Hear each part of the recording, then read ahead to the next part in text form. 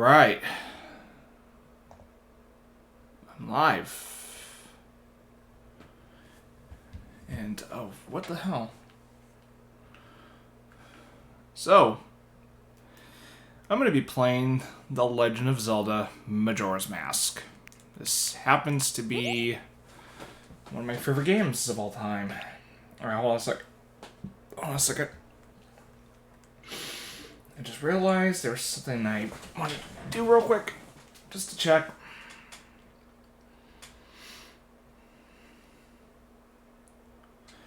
Alright,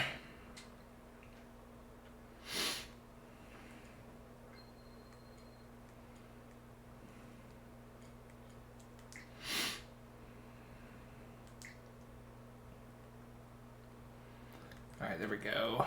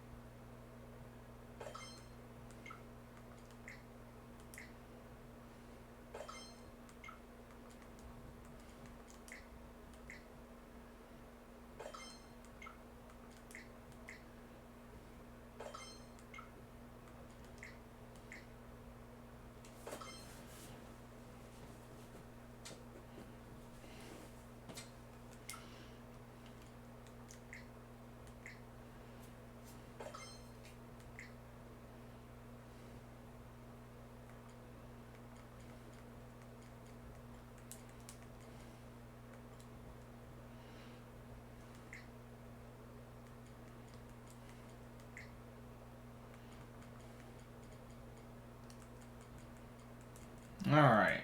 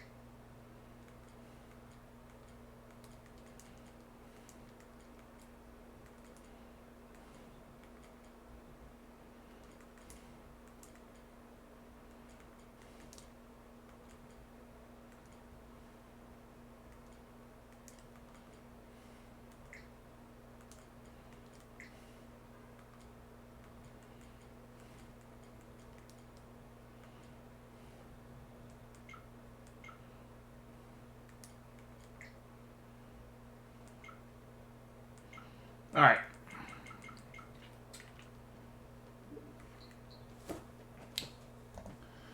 Anyway. Alright, there we go. Oh, whoops. Let's go to game selection. I see that Pilot 164 is included. Okay. Okay.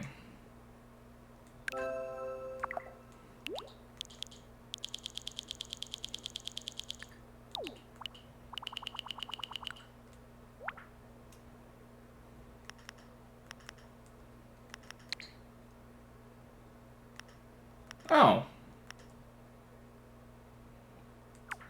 Okay. I'll just leave it like that. Fuck it.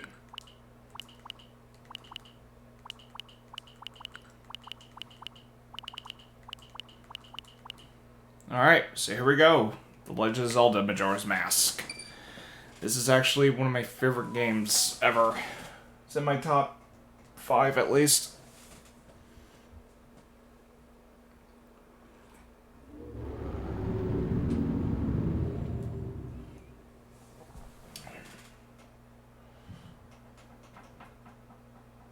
Alright.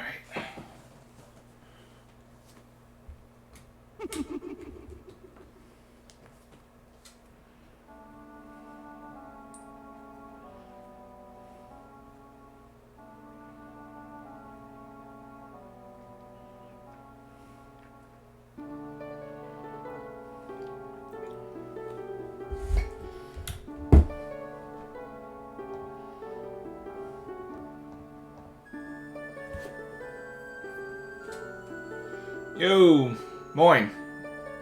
Welcome.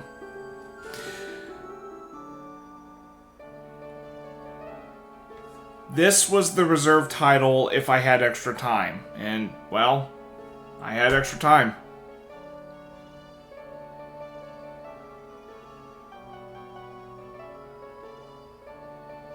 Yeah.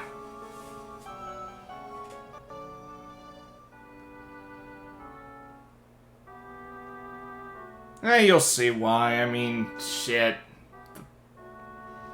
There's spooky elements in this.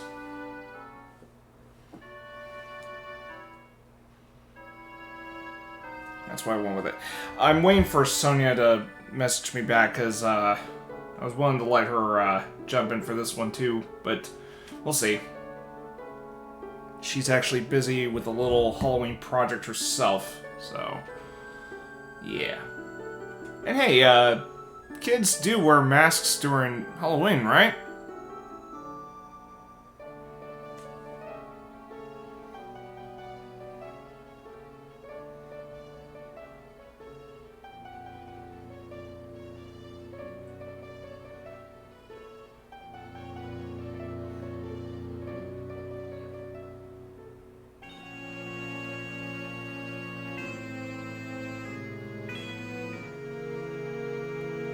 Yep, Majora's Mask.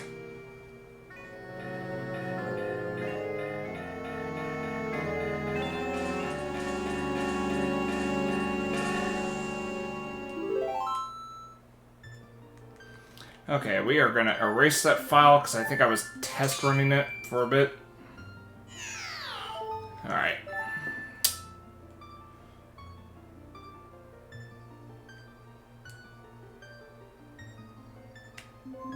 Okay, you know what? Just for canonical purposes, I'm just gonna name him Link. Fuck it.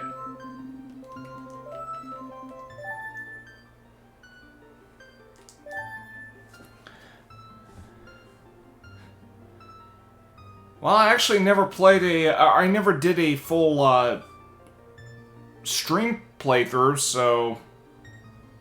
I mean, I did a couple years back, but that never finished. So... yeah. So, a little history about this for the sake of the archive here. I remembered trying this game out back in middle school, and for some reason I just put it down because it was different than Ocarina of Time, and I was expecting, like, oh my god, like, this is the sequel to, like, one of the biggest games out there. It was completely different. I mean, it's a game that subverted expectations, I would say. At least for those that had expectations for a sequel to Ocarina of Time. And hey, this is actually a game that actually does subversions very well. But, yeah, I was one of those people that didn't really love this game at first, but then I finally played through this game all the way through the first time just weeks after my dad passed away. Now, there was a reason why that's significant in terms of my, you know, experience with the game. It's because of what this game actually tackles in terms of thematic content.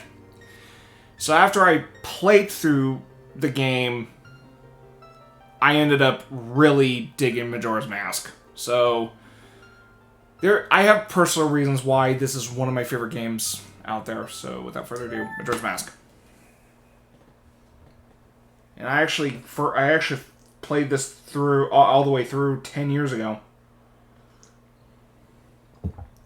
But I think the last time I ever played through this game in its entirety was the 3DS remake, which was 7 years ago. But yeah. And I do intend on doing a 100% playthrough of this, because there is actually there is a catch to 100% in this game.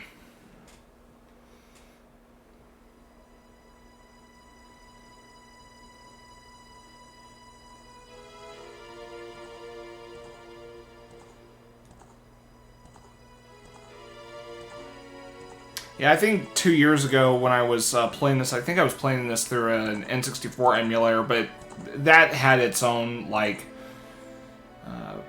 emulation issues, so I'm kind of glad I'm playing this through the Nintendo Switch Online service. That way I'm not having any performance problems.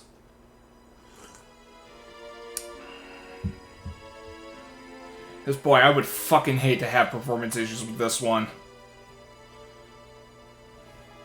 So far, it's performing fine.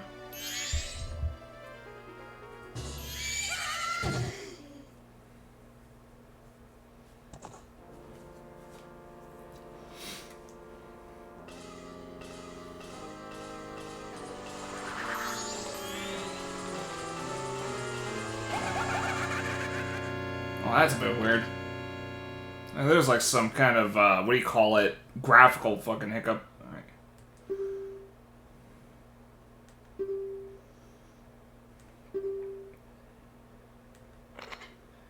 It was like, there was like a couple things like popping out through the mask. That's what I was pointing out. I was like, oh, that's kind of, I wonder if that's a emulation thing.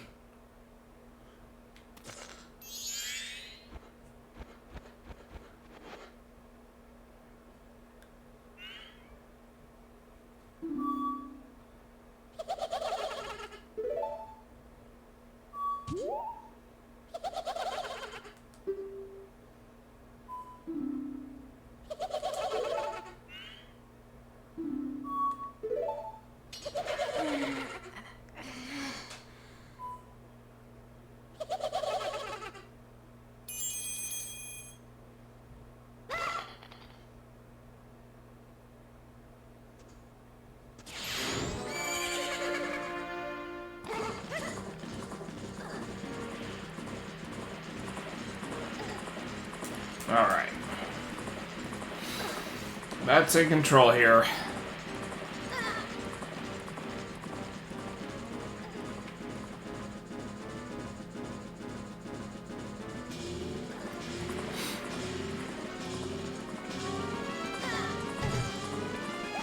What's up with my ear? Alright.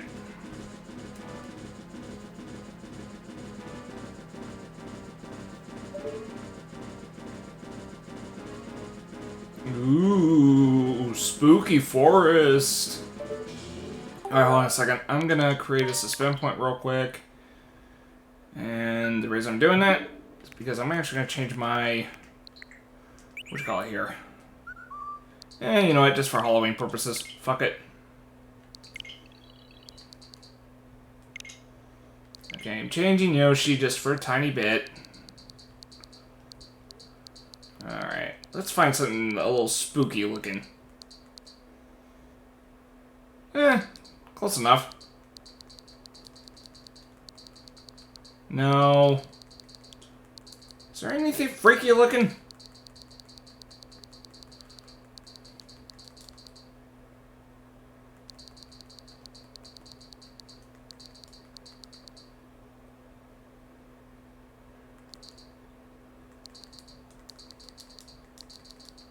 Hold on just a minute. I'm gonna try to find...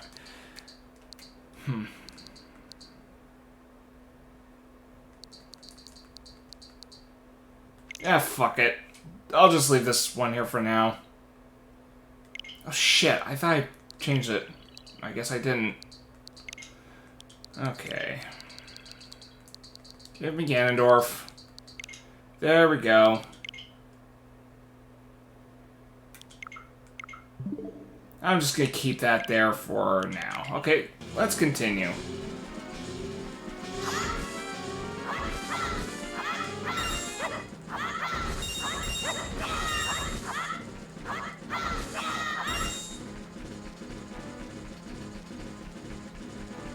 Okay. The control feels a little weird on this. Okay. I just want extra rupees and shit. There we go. Alright, where am I going? Alright.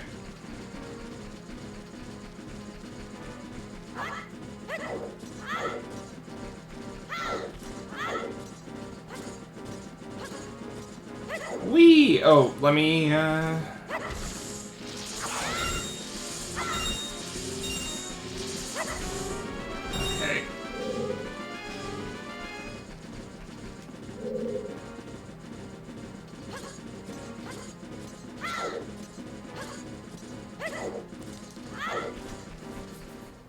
Alright, here we go.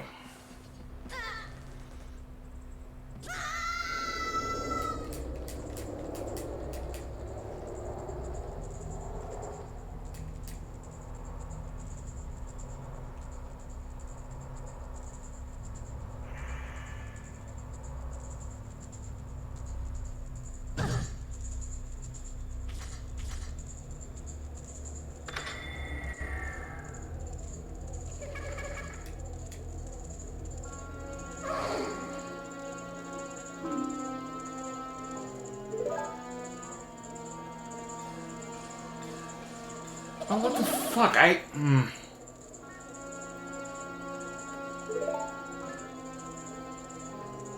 thought I had my icon changed, but I guess it only does that when I exit or some shit like that.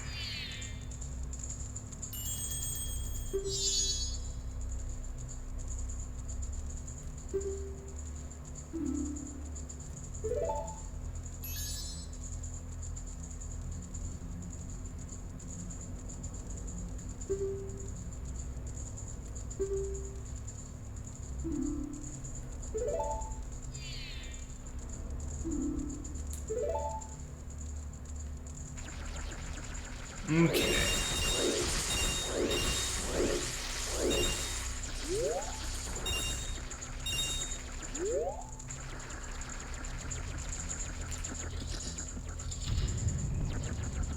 Okay, let me create a save point.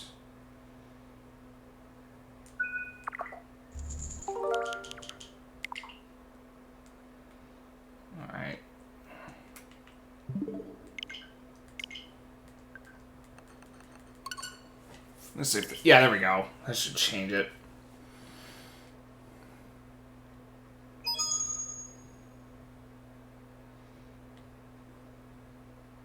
There we go. That's why I want it.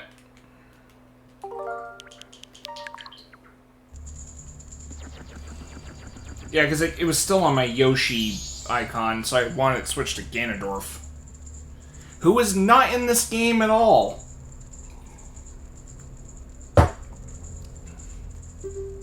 Which is fine, really. I mean, Link's Awakening didn't have Ganondorf or Zelda at all. So...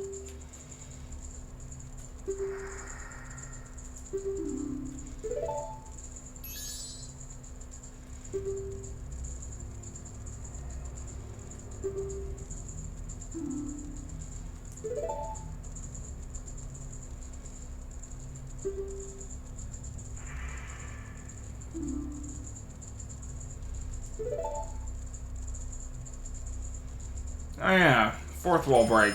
One of the rare moments.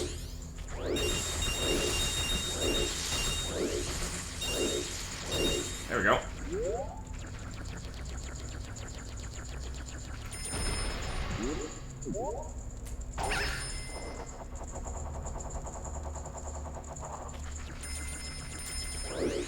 Fuck. Analog stick is fucking awkward in this. Shut up, Tattle. I know what I'm doing. I've played this before, you bitch. Damn. There we go.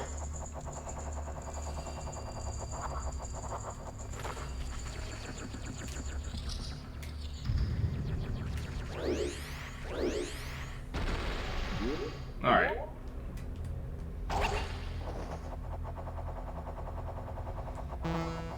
I keep forgetting. Okay, there we go. Get up.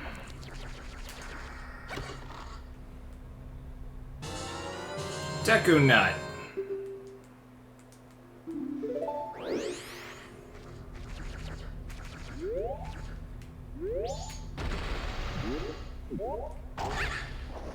Alright, let's go.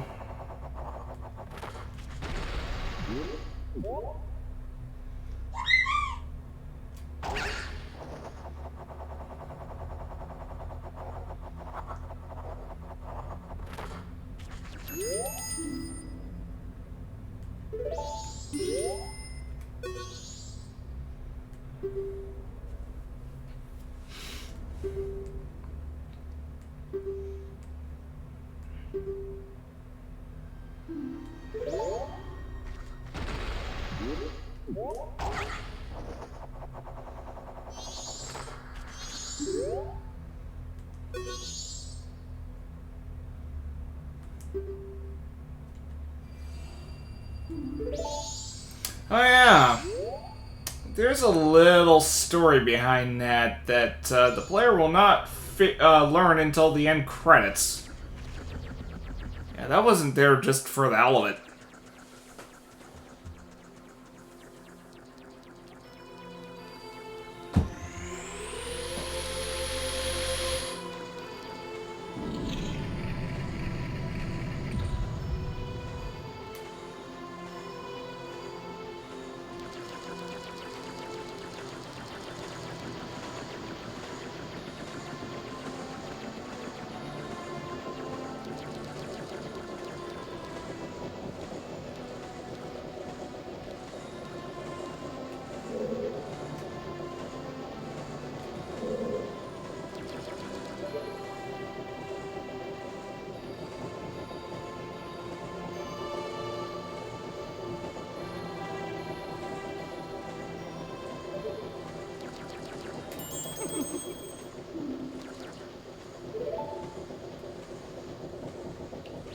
Yeah, this fucking guy.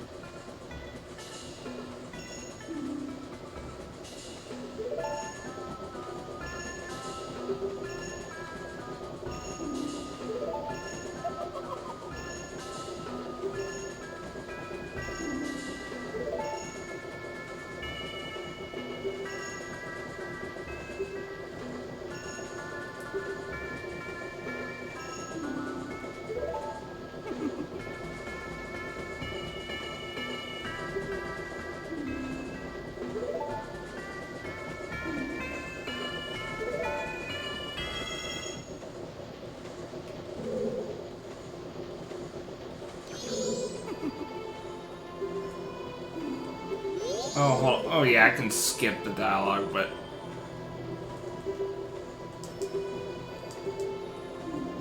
Okay.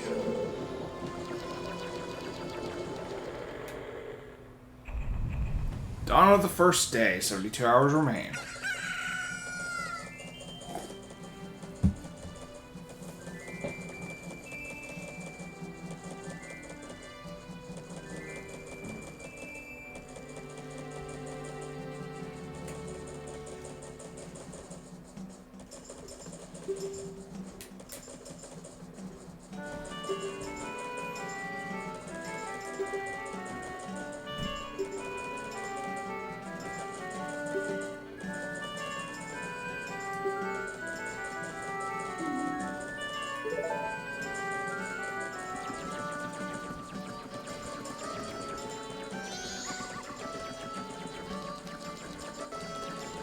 And that's up here.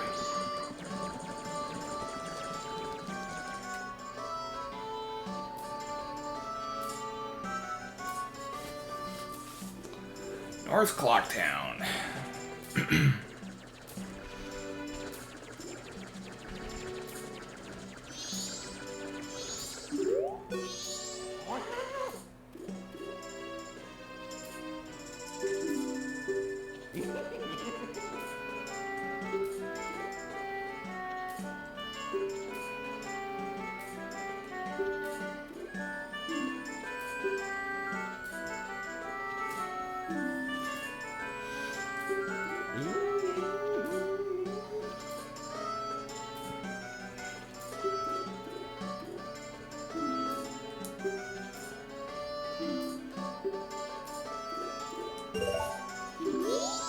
I'll get the Clocktown map.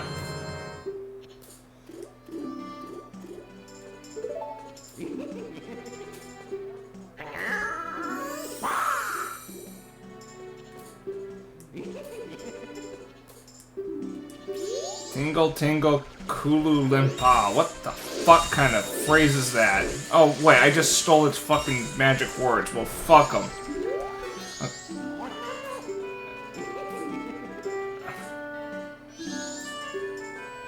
Yeah, that's what I'm here for. I'll need it for later.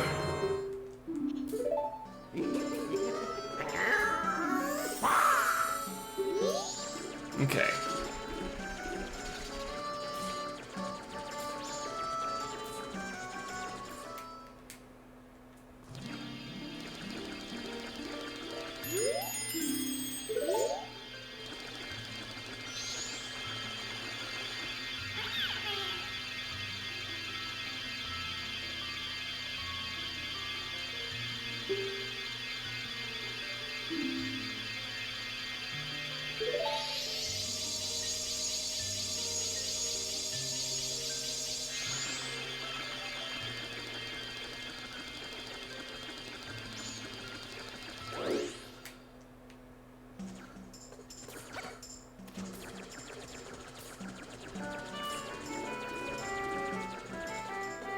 I know where to get a Street Ferry. Just go down. Okay, it's gonna be over here. Oh, shut the fuck up. Ah, fuck, I triggered that cutscene. Damn it.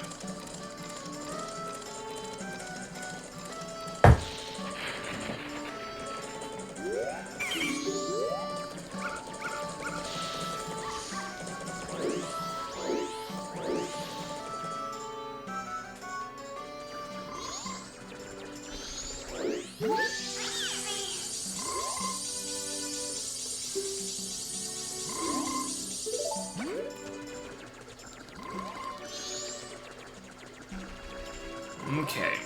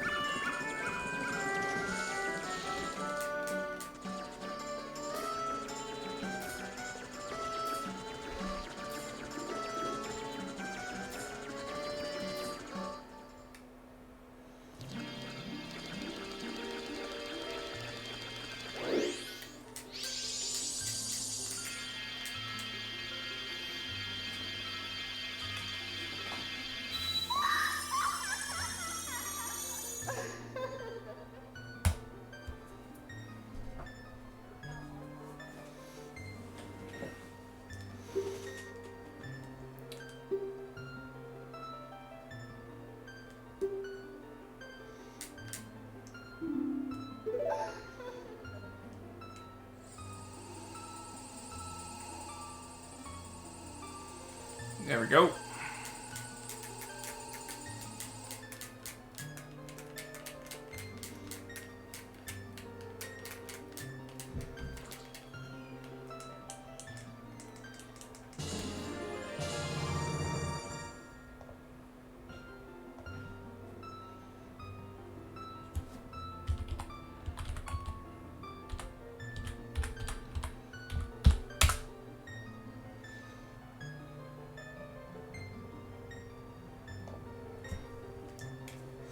Just a moment.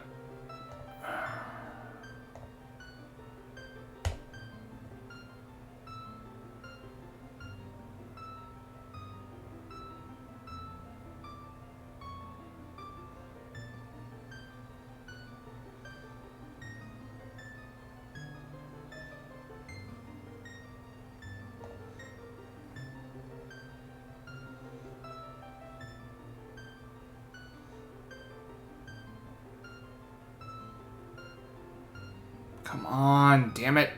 Enough for this fucking waiting. There we go.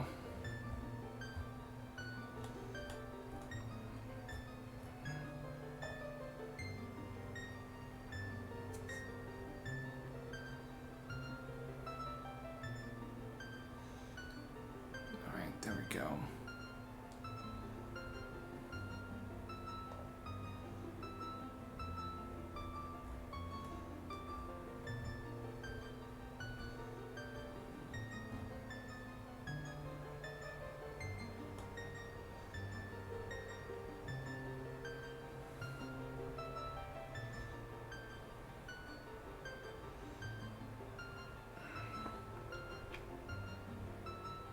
Okay.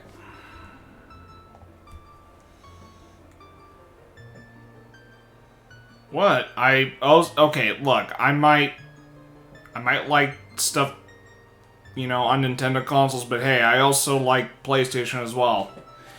I mean, the console family I never really gave a shit much about was Xbox.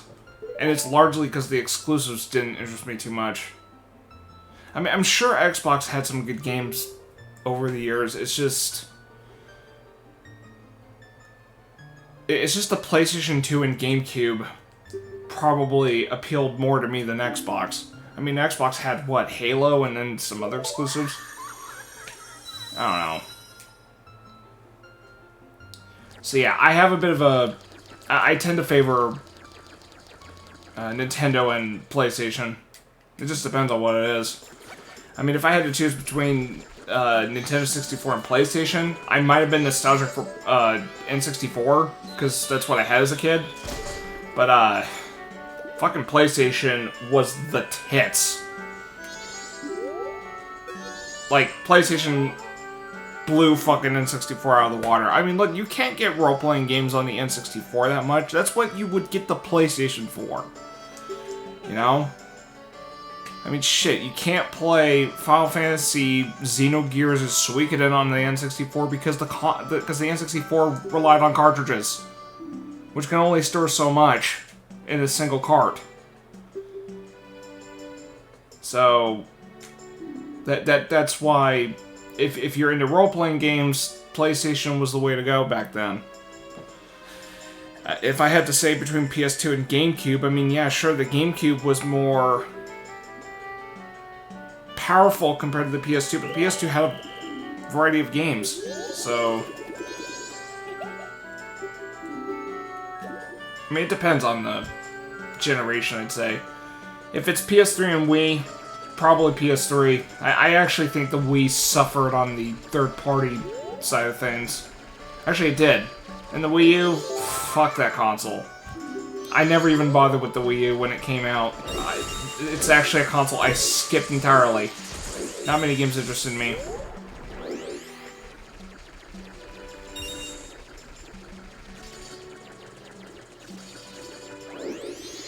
Oh, fuck off, you little shit. Get over here.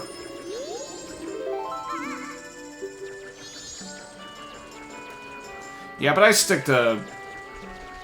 I tend to stick with Nintendo and Sony just because, or PlayStation because of, you know, the games tend to appeal to me on either of those consoles. But as far as, like, multiplayer platform's concerned, I mean, yeah, if it's on PC, I mean, that's the way to go for me. Sure, there's some games that don't have a good PC version, but I mean, that's specific games here and there. What the fuck? Get over there.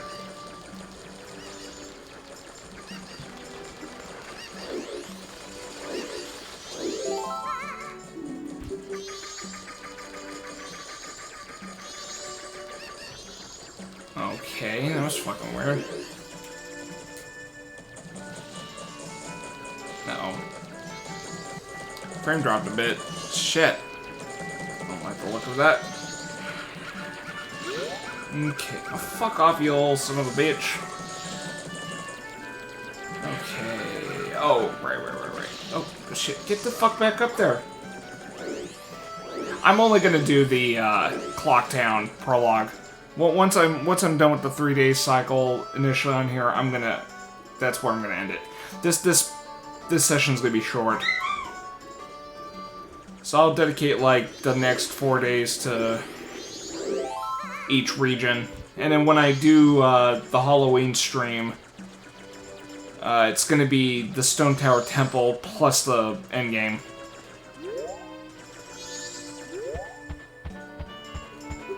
Since there's not much to do in the endgame.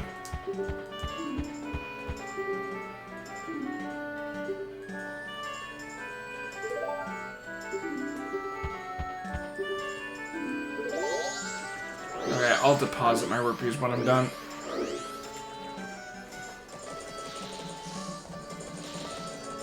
Okay.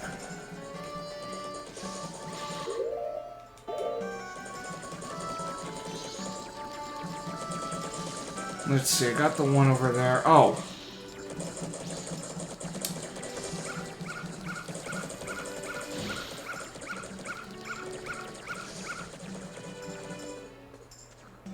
Did I get this little bastard over here, or... Oh no, that's the... Oh god, I was thinking the remake on that one. Yeah, the remake added a child over there. Fuck. I always got the bomber locations mixed up between this and the 3DS remake.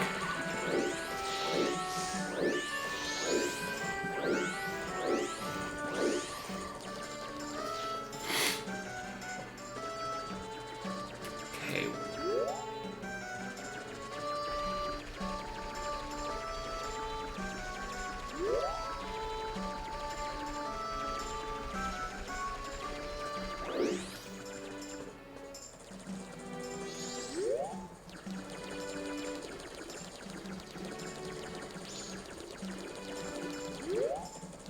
Oh, I think I know where this little bastard's at. Oh, whoa, wait a minute. Where the fuck you going? Get over here, you little shit. Yeah, fuck you. Okay.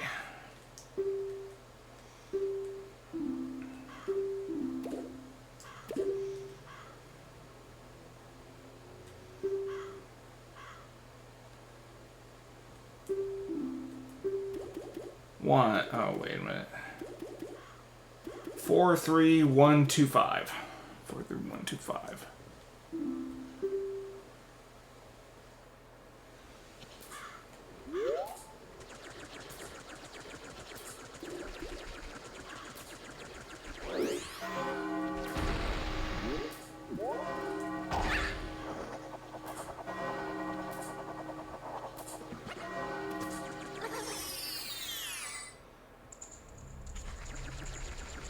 Just this little game here.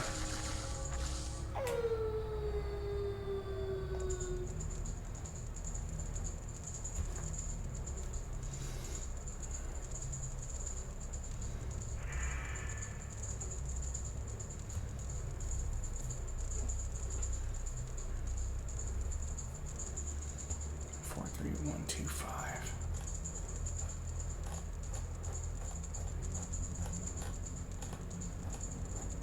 Okay, yeah, I don't need to do this minigame just yet. Okay, Moon's Tier.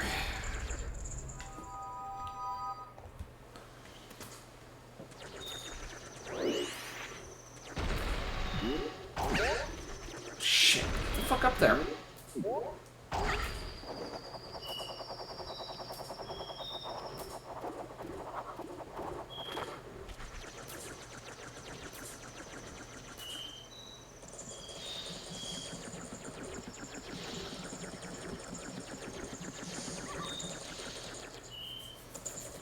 He is a fluffy boy.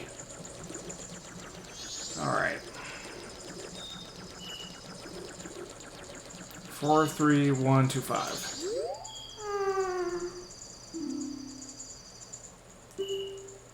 4.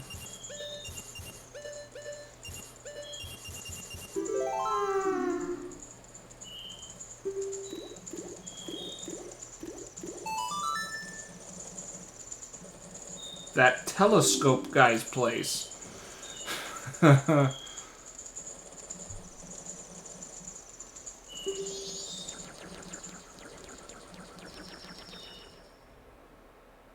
Alright. Ooh. Okay.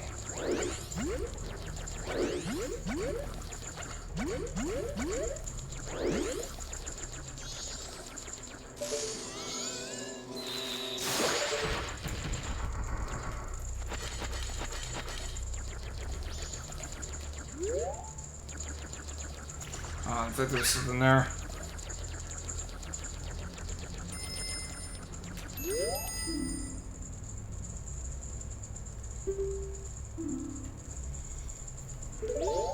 Yeah, no shit.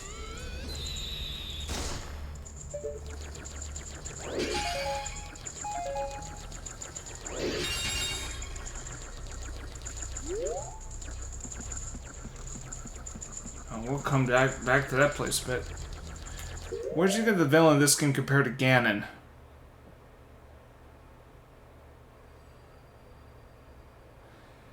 Probably, well, compared to Ganon, I would think Skull Kid's a lot more sympathetic. Whereas Ganon, well, he's just fucking evil.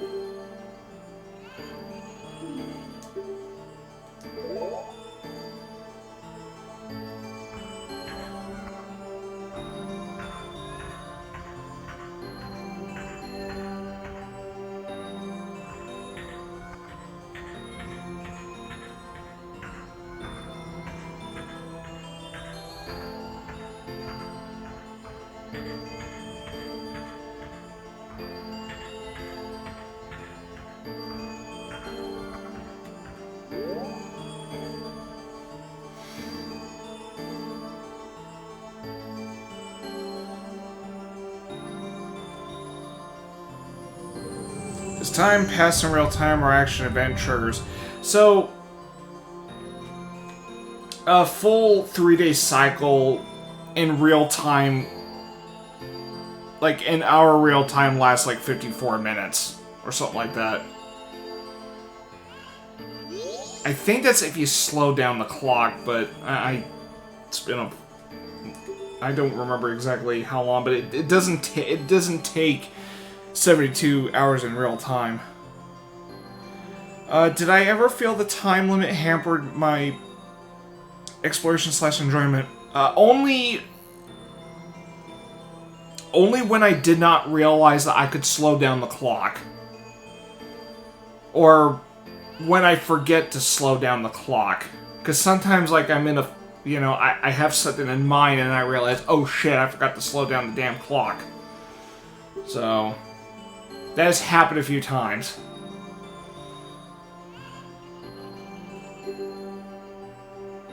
But it doesn't necessarily hamper my enjoyment and exploration of the game. It just depends.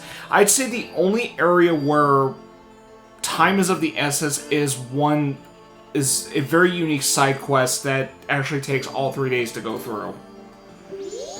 So, and it's the Anju and Cafe side quest. But hey, once the player, what do you call it, successfully goes through that side quest, the payoff is well fucking warranted. So.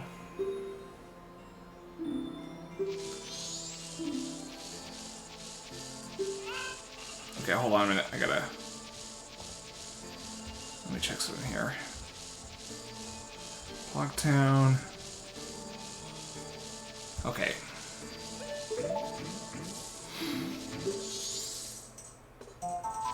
So I got the moon tier. All I gotta do is go to that Deku business scrub or whatever the fuck he is.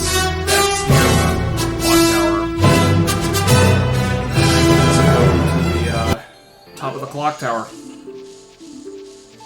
Oh shit! No! I want him to dance because he can skip time.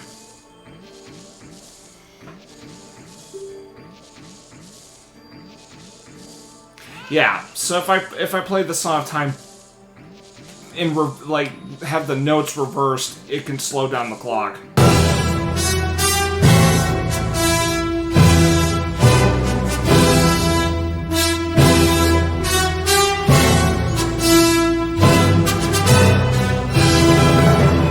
just gonna keep doing that.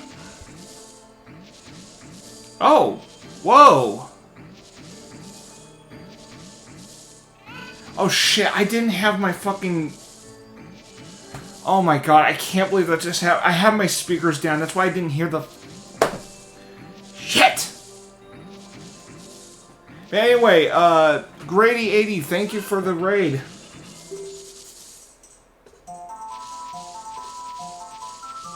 Shit. Yeah, I had my alert box up. It didn't show?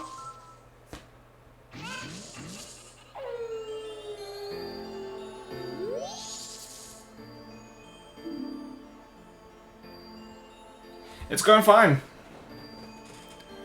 I just finished playing Castlevania Symphony of the Night, and I had this on standby if I had any extra days throughout the rest of October. So the fact that I have 4 days left of October, I decided to play a little Majora's Mask and then really get going on the next 4 days. So that's the whole. That was the plan. Well. The plan was Majora's Mask is the last thing I play this October, but how convenient that I had 5 days left of October that I could play Majora's Mask, so that's kind of why I went for it. Like, I didn't hesitate with Majora's Mask at this time, so that's why. Pretty good. Symphony of the Night was really fun. Challenging, sure, but it's not that hard compared to the old school Castlevania games. And soon when I stream Metal Gear Solid, I'll have Psycho Mantis read off my Castlevania Symphony of the Night save file. Because he will read off that. So, yeah. Oh yeah, and he'll also read off Suikoden save file. So that's another thing I'm gonna play eventually. In fact, I did say I would play Suikoden starting November.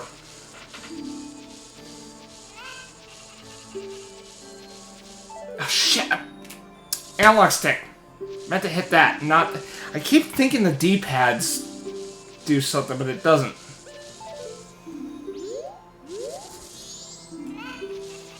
Okay, yes. Yep, that's exactly why. And I do plan on getting Suikoden 2 on the PlayStation 3 store. You know, because of the save file you can transfer with the first game. So...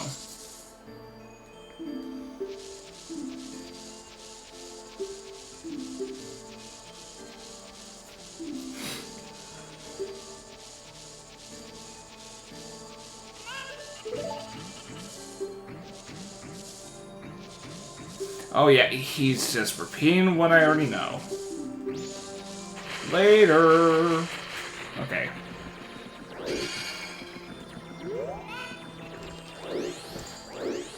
Alright.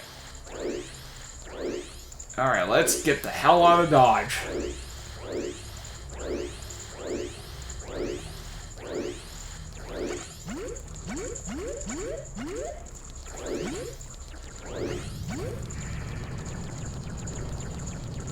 What is this? And just for the record, Moyne, I do like PlayStation as well. Sure. I may be quite nostalgic regarding Nintendo properties, but hey, I have a bit of nostalgia with some PlayStation titles too. Just maybe not as much, but, you know. I mean, this console-wise, I plan on getting the PS5 at some point. It's just, not easy to get at the moment. But I'm more focused on getting a PC next. I mean, that's probably what I should look into next. Then I can worry about a PS5 later. Okay.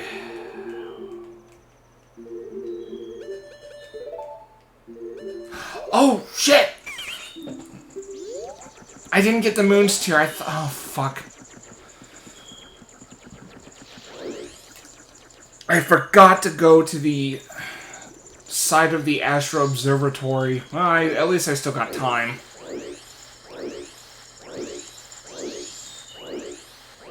Can't believe that happened. I can't believe I forgot about that. Well, I better not fucking waste time for certain. Or else I'm fucked. Okay, no.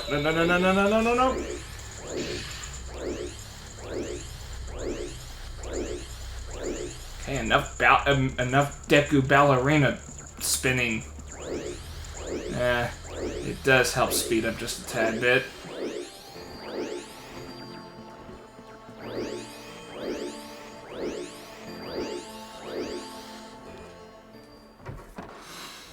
Alright, there's the Moon's Tear.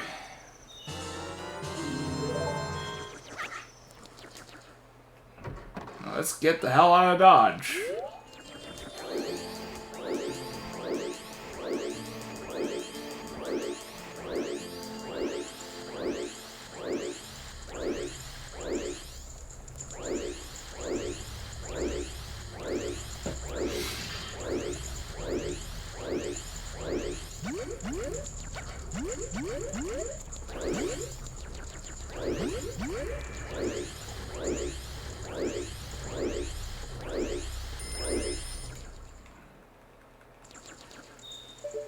Yeah, I'm aware of glitches, but I've never tried them myself.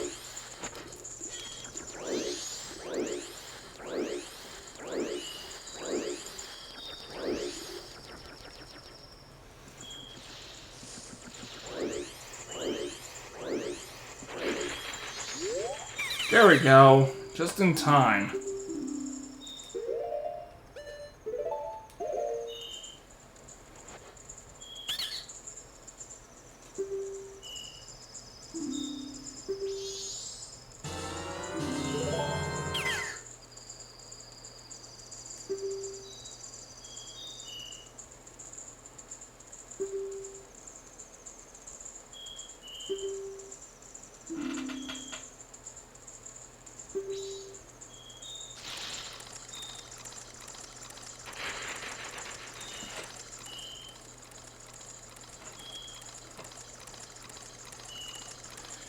Alright, PlayStation greatness. Wait till Silent Hill 2 remake and FF16 come. Yeah, except with FF16, I'm not really too, I'm not really exactly hyped for that one.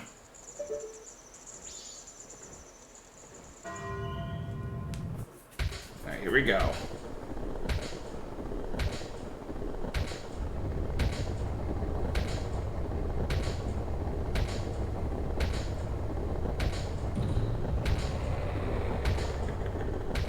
I had a few drop frames here and there. Well, it's a good thing this session was going to be short anyway. Because I'm only going to do this Clocktown Prologue section, and then, because with the regions and everything, it's going to take hours to do, so... And besides, it's 9:28 p.m. over here, so I figured it's getting late for some people. So that's why I'm gonna just take it a little, you know, short and simple for this opening session. And then I'll spend hours with the rest.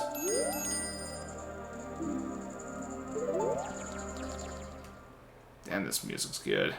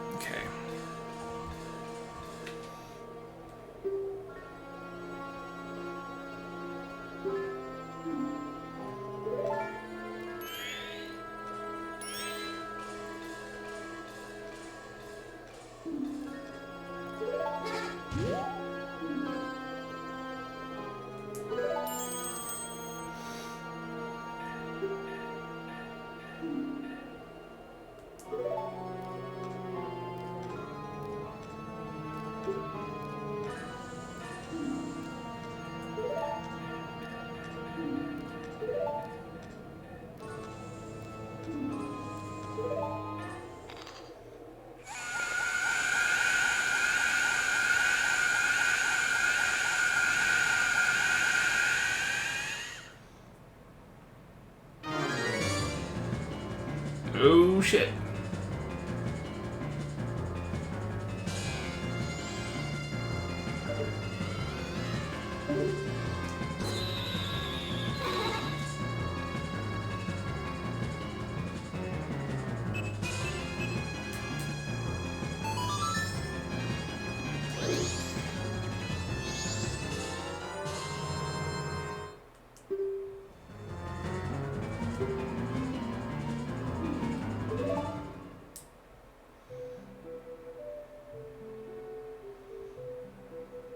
Alright.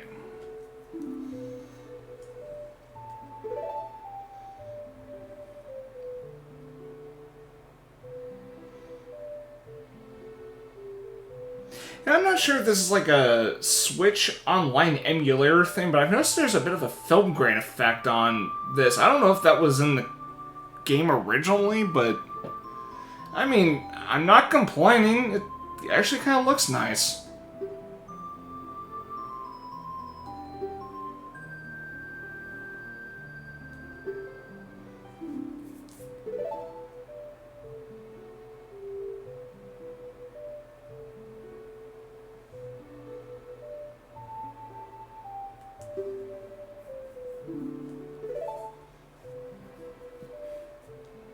Not the blur effect, I'm talking about like the... You play on CRT. You played on CRT back in the day. Only when I played this back in high school, so I don't remember. But I've played this on the Wii Virtual Console through my flat screen, so hard to tell really.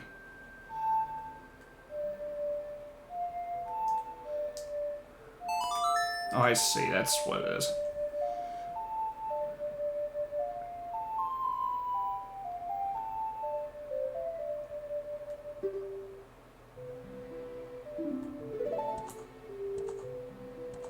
Yeah, but the blur effect, that has been a thing since the original release. I mean, and that was clearly an intentional visual design.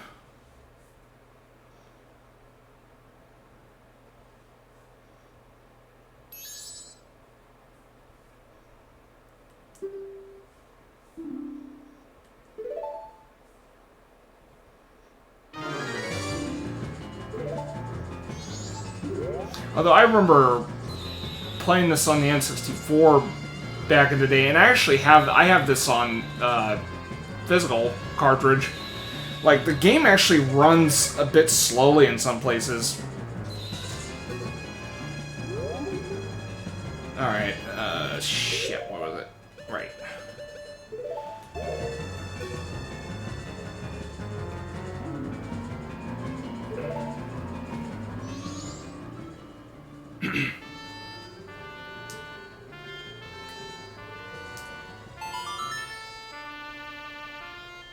Man, it kind of feels weird having to press the damn buttons. There we go. Save and return to the dawn of the first day. Yes, I will.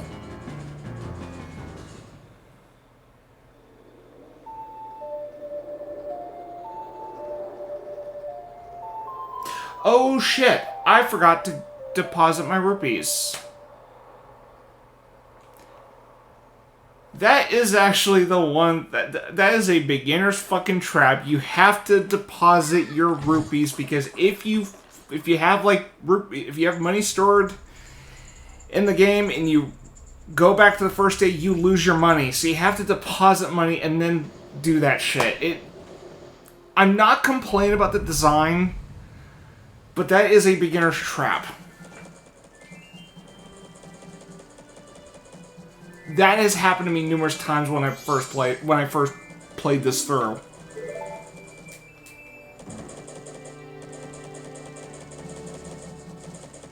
I actually do like how this game encourages you to use your time wisely.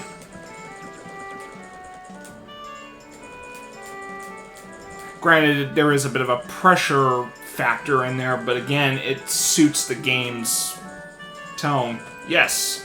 So resetting the clock to the first day puts you back in square one, but let's say you finished a dungeon, you got one of the transformation or remains, whatever the fuck. It does not reset that. So there are certain things that do not get reset because of the back to day one. But stuff like rupees, I think your... Fuck. There are some things that get lost because of the going back to day one, but there are some key items that do not get sucked away from you from resetting. Thank God, because if I had to go back to square one and I lost everything, it would be fucking bullshit. So that would be fucking stupid if they did it that way.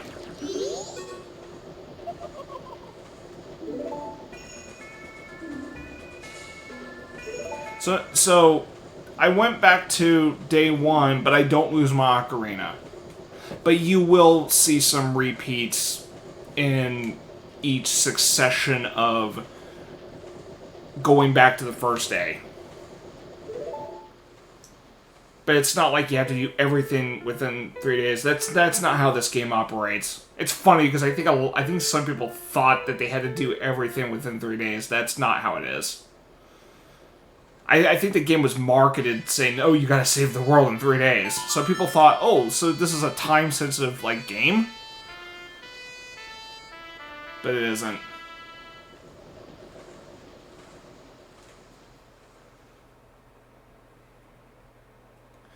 Honestly, this was ahead of its time. Deathloop and Hades and Returnal doing time reset stuff like this now. Oh, shit. Yeah, and oddly enough, this, I believe Majora's Mask's development was like 18 months in between Ocarina of Time's release and this. So, the development time was rather short with Majora's Mask, but what helped them save time was reusing assets from Ocarina of Time. How they came up with this whole fucking 3-day cycle and all this other shit, beyond me. I guess someone just thought of something and they just went with it. But, yeah. Like, it's crazy how long this game took. I mean, shit, if that's crazy enough, Final Fantasy VI was like... It didn't have a long period of development after 5 came out, so... That game was made under... within 2 years, and yet they just went out... They just, went overboard on the production values. So, kind of goes to show you how some games get made with a certain amount of time. I mean, I think it's fucking crazy how FF6's development turned out. Maybe there was probably, different developers compared to 5, but still.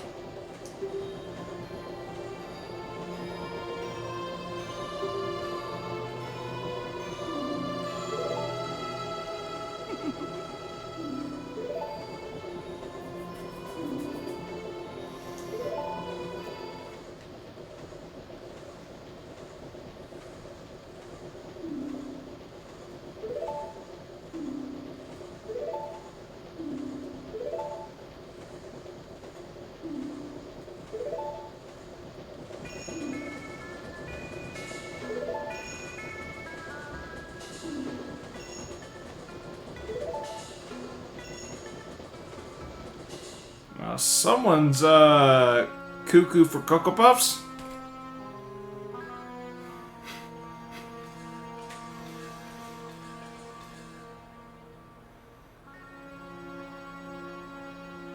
Oh yeah, the text is automatic this time.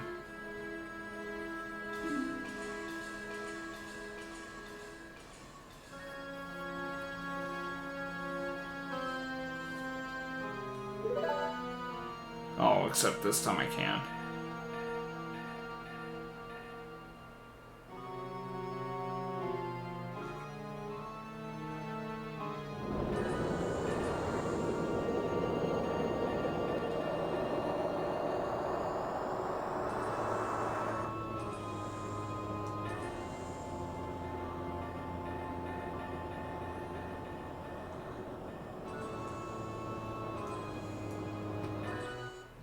Alright.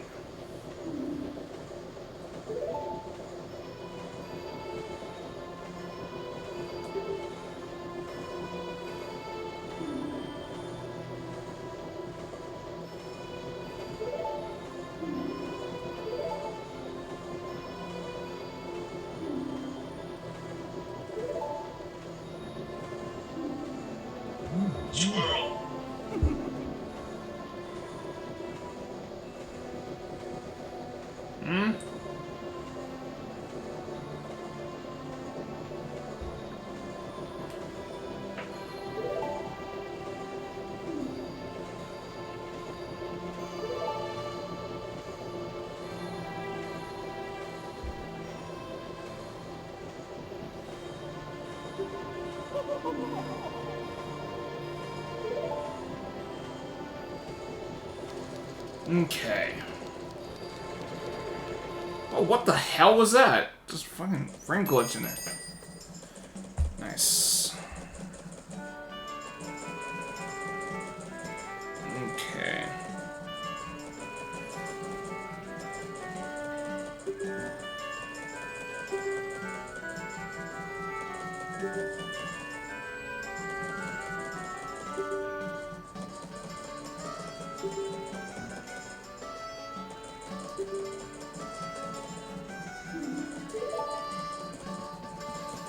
Okay, so I'm just gonna hit this owl statue, call it a day.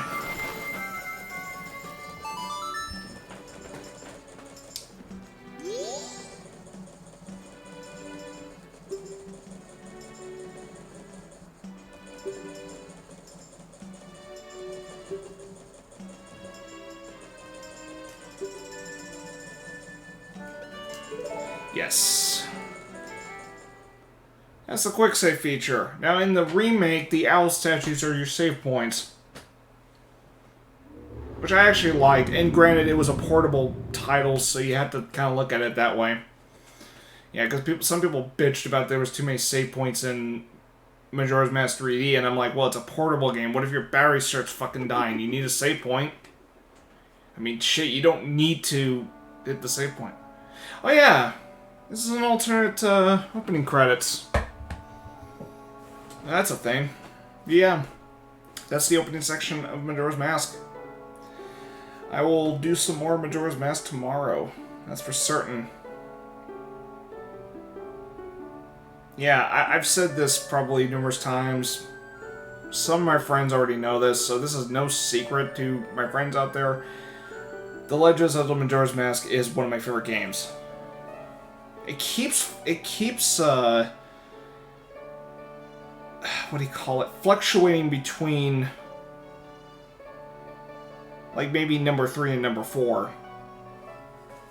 It used to be my second favorite game until I played Mother 3, but I'm starting to favor this game a bit more in comparison. I still love Mother 3. It's just like, I don't know. Sometimes with my favorite games, like sometimes there are some games that keep switching here and there because of like a few factors and all that. There's also The Last of Us, which I actually do favor over this as of late. Who knows? Maybe Majora's Mask might climb back to number 2, depending on reevaluation and shit. But, what the fuck?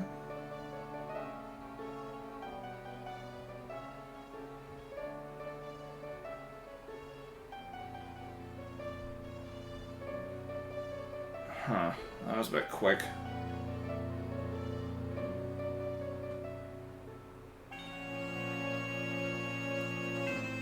But yeah, I have a lot of, I definitely have a strong attachment for this game for personal reasons, but even if my personal attachment to the game because of the timing I got into this fully, I still think what this game was trying to get across, you know, still remains like one of the more profound. I mean, it's, to me, I consider it like the most profound title in this series. But so for those that haven't caught up with like what the game's symbolism is getting across, one of the major themes of the game is death. And considering I started getting into this fully just weeks after my dad passed away, let's just say when I did play this game all the way through, I played it at just the right time. And even if that factor is one of the reasons it's one of my favorite games, like, put that aside, what it's getting across is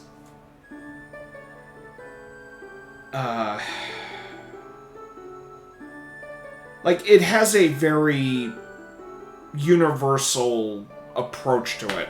So anyone that, I mean, because let's face it, everyone's gonna go through a period of time where a loved one is lost. So, yeah.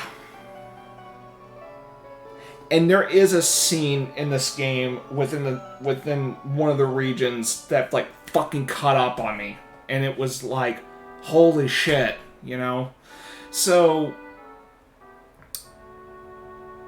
yeah. So it's just one of those things. Like, now, granted, with this game in particular, you kind of have to look at it, like, you have to, like, read into what it's trying to say. Like, it does not fucking, it doesn't spoon-feed you information. Like, you have to pick up on it. So, which I can see why some people didn't love this game initially. So, it's one of those games where you have to look at the symbolism in order to understand what the game's trying to get across. But, I mean, I don't mind this game doing that. So, it definitely has a bit of an art house approach to its storytelling, I guess. Yeah, and sure, like, again, what I went through while I got into this game did play a factor to why I love this game, but aside from that, I still fucking appreciate, like, what the game was trying to get across. And yeah, exactly, sleeper hit. This did, like, some fans did not love this game. Okay, I probably should turn this off because this thing's just gonna keep on looping. But yeah, people did, like, Majora's Mask was not like a beloved title when it first came out, and I think it's because people were thinking, oh my god, next Zelda game. And then when they heard, oh, it's the direct sequel of Ocarina of Time, they're like, oh my god, oh my god, oh my god, the sequel to Ocarina of Time. And then they play, they're thinking, what the hell is this? So,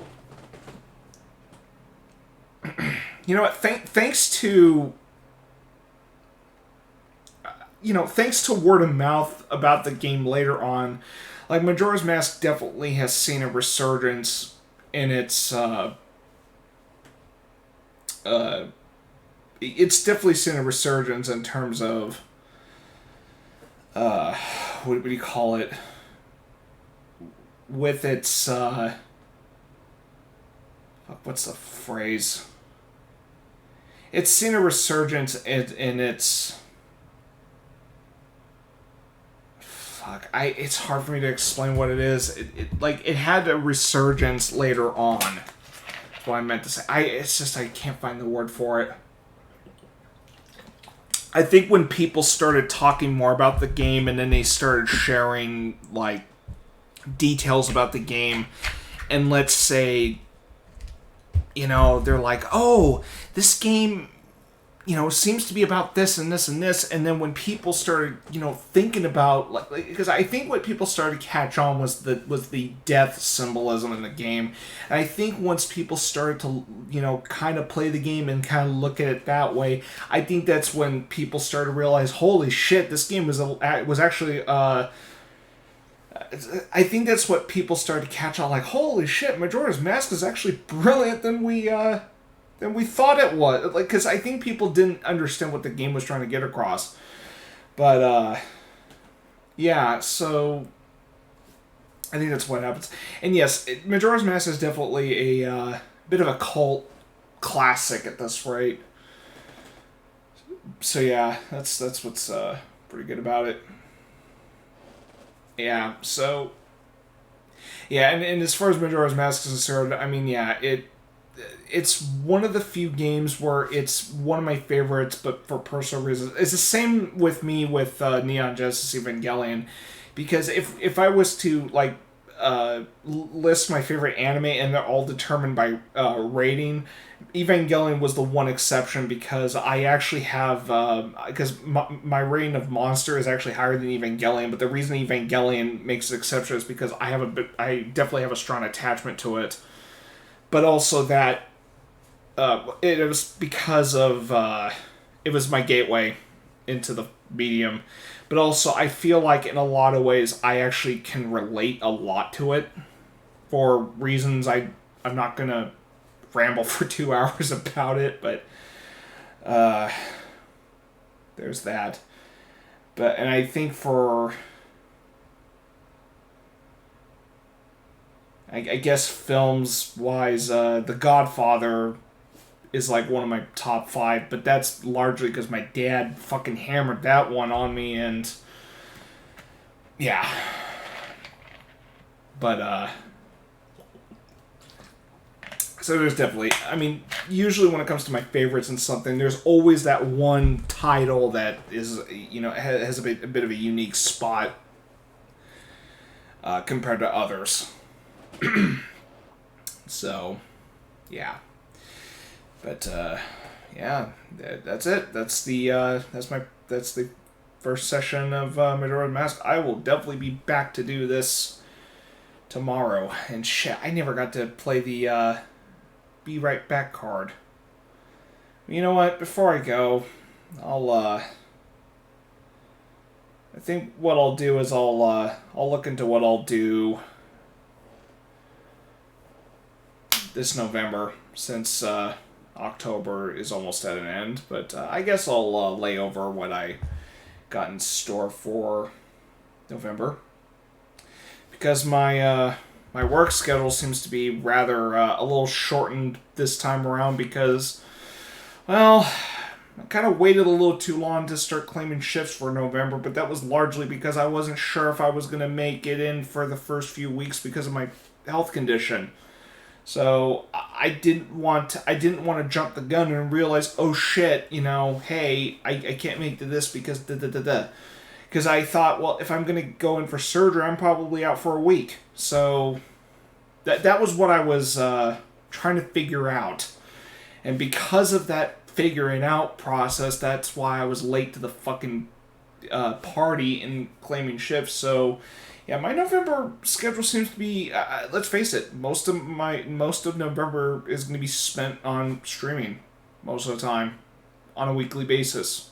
Oh, but when December comes, I'm working my fucking ass off to make up for fucking waiting. So, although the only days of the only times of November I'm definitely avoiding work is the week I'm at KomoriCon or around KomoriCon. And Thanksgiving. Why Thanksgiving? Because I'll be spending time with family that on that day. So why the fuck would I want to work that day? Now, if I didn't have family members to spend time with, then fine, I would have worked. But then again, I don't know. And here's the thing: there weren't any events that were going on Thanksgiving, so. Whatever, but I think there was one shift that was the day after Thanksgiving, but I'm probably gonna be like full or sleepy or some shit. So I'm like, nah, I'm just gonna take a few days off around it. How many times a year do you see your mom and sister usually? Uh, Mother's Day, my mom's birthday, Thanksgiving, and Christmas. Yeah, that's about it. Yeah. Yeah, but anyway, I will be right back. I'm just gonna get up, move around, and then I will. Yeah, I know. And then shit, what is it? Then I'll lay out my what was it? Then I'll lay out my November plans. So I'll be right back. Damn, only 3 5 days a year. Why people's No, it's just living arrangements. I mean, if my mom wasn't having health issues, she would have been here most of the time. I mean, my sister, has her own place. I mean, no problem with that.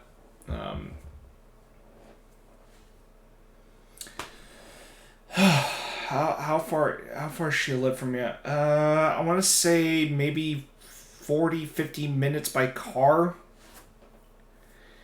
You guys see your mom more, fam? Well, I keep in touch with her. It's just that. It's just that. I have my work days, and that. She has her weekly appointments Monday, Wednesday, Friday because okay, fine. I'll just say it because I don't think it's worth hiding. I guess. I mean, she has to make dialysis appointments every Monday, Wednesday, Friday, and she tends to get tired during those days. So, I mean, my mom understands why I don't. I mean, my mom understands if I'm not like communicating with her much on a weekly basis because usually I'm busy at work. I mean, usually, I once in a while, she asks, "Oh, how's work going?" And I say, "Oh, it's going fine." So she knows what's going on. I'm not trying to avoid talking to her or anything. It's just, I have my priorities to focus on, and she kind of figures that. I mean, shit. My friends know I take time, working and all that, and so it's just that. Yeah, but oh, and you know what? The funny thing is, back on her birthday, I actually told her, I told her just to inform her, like, hey, just want to let you know, so I told her about my plans on getting a new PC. And I told her, hey, just thought I'd let you know I'm saving up for a new PC, one that can play games efficiently. And, she didn't seem like a little overconcerned why I was getting it. She just listened, and then I gave her the reasons why. I said, look, there's some games I've been wanting to play, but the PC we have back home can't play them efficiently. So it's like, look, I have my reasons for saving up for my own. And just in case the one we have back home crapped out at any point, at least I have this one I'm, saving up for could,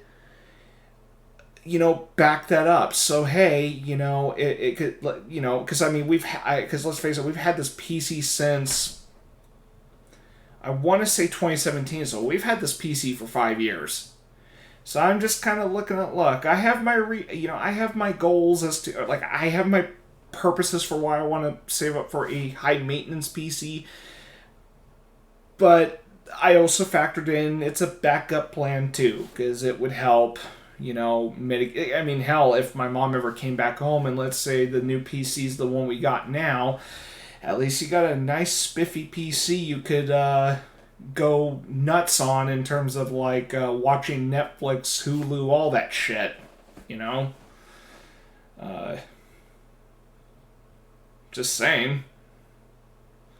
And besides, if I do get that gaming PC next year, because let's face it, I don't think it's going to be a reality this year. I think next year is going to be the year I get this upgrade.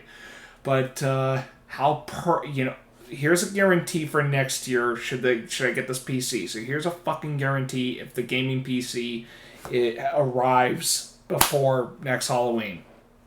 I think you know exactly I think you know damn well what games I'm going to look into on PC by then. Resident Evil 2 Remake. Maybe Resident Evil 3 Remake. Fuck it. Besides, maybe it's my turn to have a fucking rage. I mean, shit. Imagine if I fucking raged, much like your rage with RE3. Or imagine if I somehow managed to pull through with RE Remake with that fucking bullshit section, and imagine you going, oh, you lucky motherfucker, you lucky son of a bitch. Like, imagine if you like start fucking, calling me out saying, oh, you lucky son of a bitch, I can't fucking believe it. I can imagine, like, you would be in disbelief if I actually managed to pull through with the fucking zombie horde and nemesis fight. And I would probably be laughing my fucking ass off. So, yeah, Resident Evil remakes 2, 3, and 4. I will guarantee Resident Evil fucking 4 remake. I will throw that in. Now, only if the word of mouth of that game is positive. Like, if it outdoes the original, that's a guarantee. I don't give a shit if I'm paying like $50-$60 for it. I'd be like, no, Capcom can get my fucking money for that one if they pull it off. You're lucky you have 3 games in a row to play. Now, the remake I'm gonna leave out is the first one, because by the time I get to the remakes of 2, 3, 4, I probably would have already done the HD remake with Sonya, so there'd be no point to do the remake of the first one. And I'm skipping the fucking HD remaster of Zero, because fuck that game. I know some people have a bit of a soft spot for Zero on some things. It's my least favorite mainline title. Okay, until I play 6. Because I got a feeling 6 might be a contender. But for now, as far as I'm concerned, fuck Resident Evil 0. I never liked that game that much. Like, how they fucking implemented that system is beyond me. Like, of all the remakes, like, here's an idea for Capcom. Capcom, next remake you do 0. And make that bitch co-op. You will redeem Zero. You will redeem the original Zero in many ways if you fucking do that. I mean it. Zero's got to be the next remake they do. I mean, yeah, I know there's Code Veronica, but Zero would be one I would like to see too. Maybe Code Veronica. Either of those ones. I think Code Veronica would benefit from a remake. We'll see. But Zero, that's one I think deserves a remake, if anything else. And make that co-op. And then I'd be like, yes, do fucking remake of Zero. Have the co-op instead of that switching shit. And also just throw in item boxes because not many people like you want to save room, drop your shit in this location. Fucking lame. I hated that about Zero. That's the one thing that always pissed me off about that game. But at least I was able to adapt and think, like, okay, where do I want to drop these items? So at least I played smart on the item management. But damn, that was I still don't like that setup though. It's a system I never liked. Anyway, I will be right back, and then I will lay out my November plans. So, here we go. Alright, I'll be back.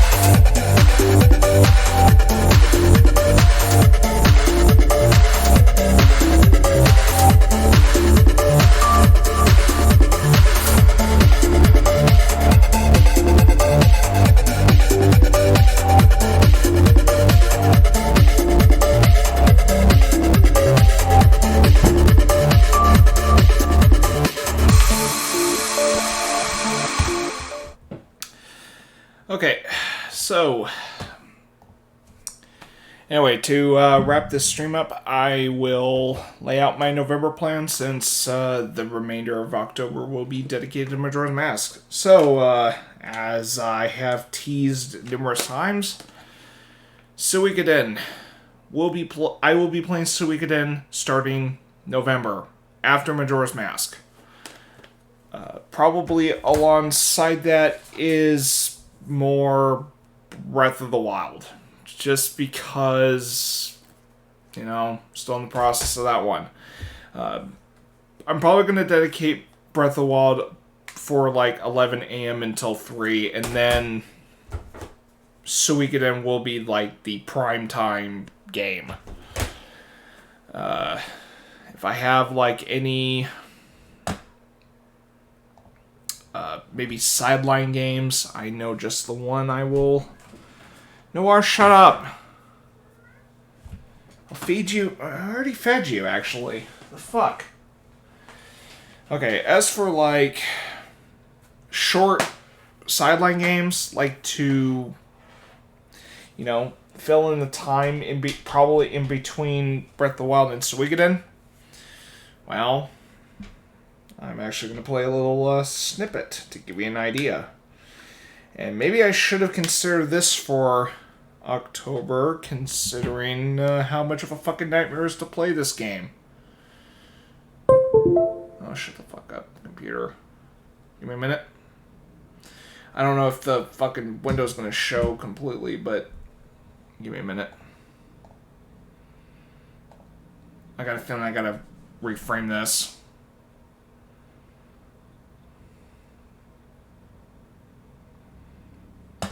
I should have had the Castlevania Anniversary Collection just in case, just for framing purposes, but we'll see.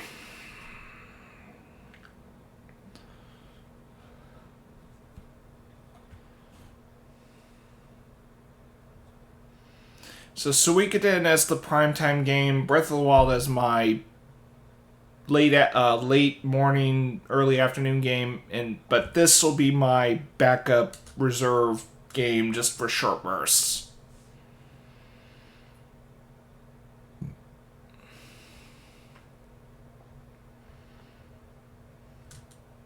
But I'll see what I got in store. Is it gonna fucking show?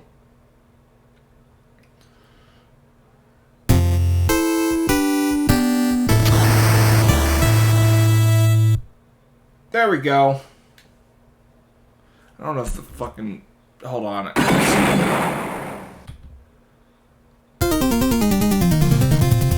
Yeah, but Contra's only gonna be like short bursts alongside Breath of the Wild and Suikoden. And besides, this is just gameplay heavy. Hold on a second. Do I have the... Yeah, I got the desktop. It's... Hold on a second. It's really fucking loud, I would imagine, so I'm turning it down. So yeah. So Breath of the Wild in terms of like early on, then Suikoden is gonna be the... Like Suikoden's gonna be the prime time game. Like 3 to God knows how long. And then, yeah, it might be just that. So yeah, Contra, then maybe Super Contra. Oh shit, that's right. So there's arcade versions, NES. Yeah, and I'm definitely gonna go for achievements on this. Yeah, let's test this real quick. I'm gonna just give this a test real quick. Oh yeah, so as far as Contra, I'm gonna start with the arcade version. Just to kick it old school and all that good shit.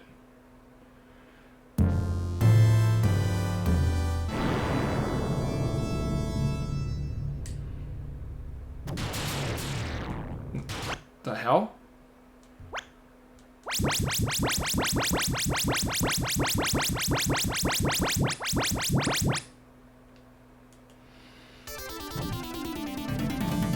Hold on.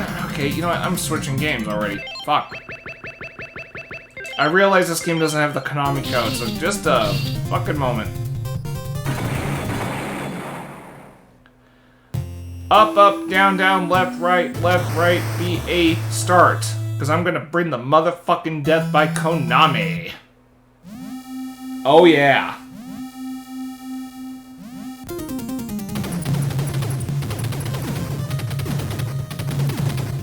Yeah, now I got 40 lives now. Or 30 lives, my bad.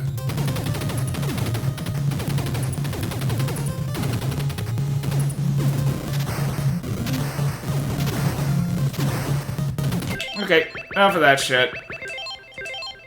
But yes, Contra. Okay, what's this one like? I bet this looks bitchin'.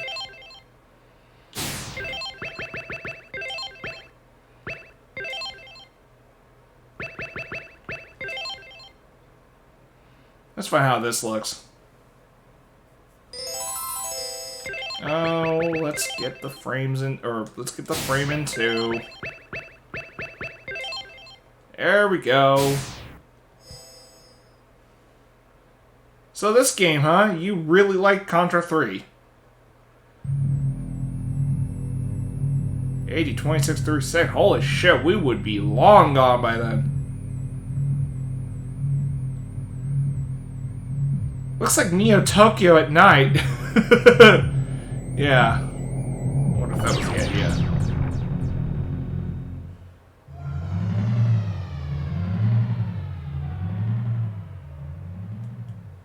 Okay, I'm just gonna...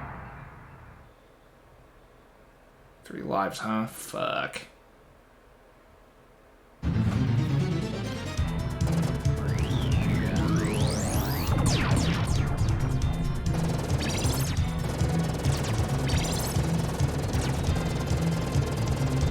Damn, this is fucking bitching compared to the other one. Oh, fuck. Shit!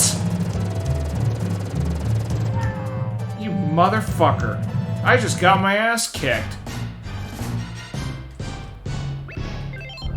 Okay, can I bring the motherfucking death by Konami? Up, down, left, right, B8, start. Did it work?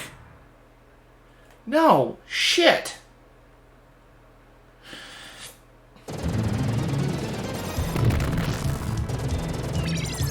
I guess that only works for the original one. The Konami code's gotta fucking work in this one too. You fucking dickhead.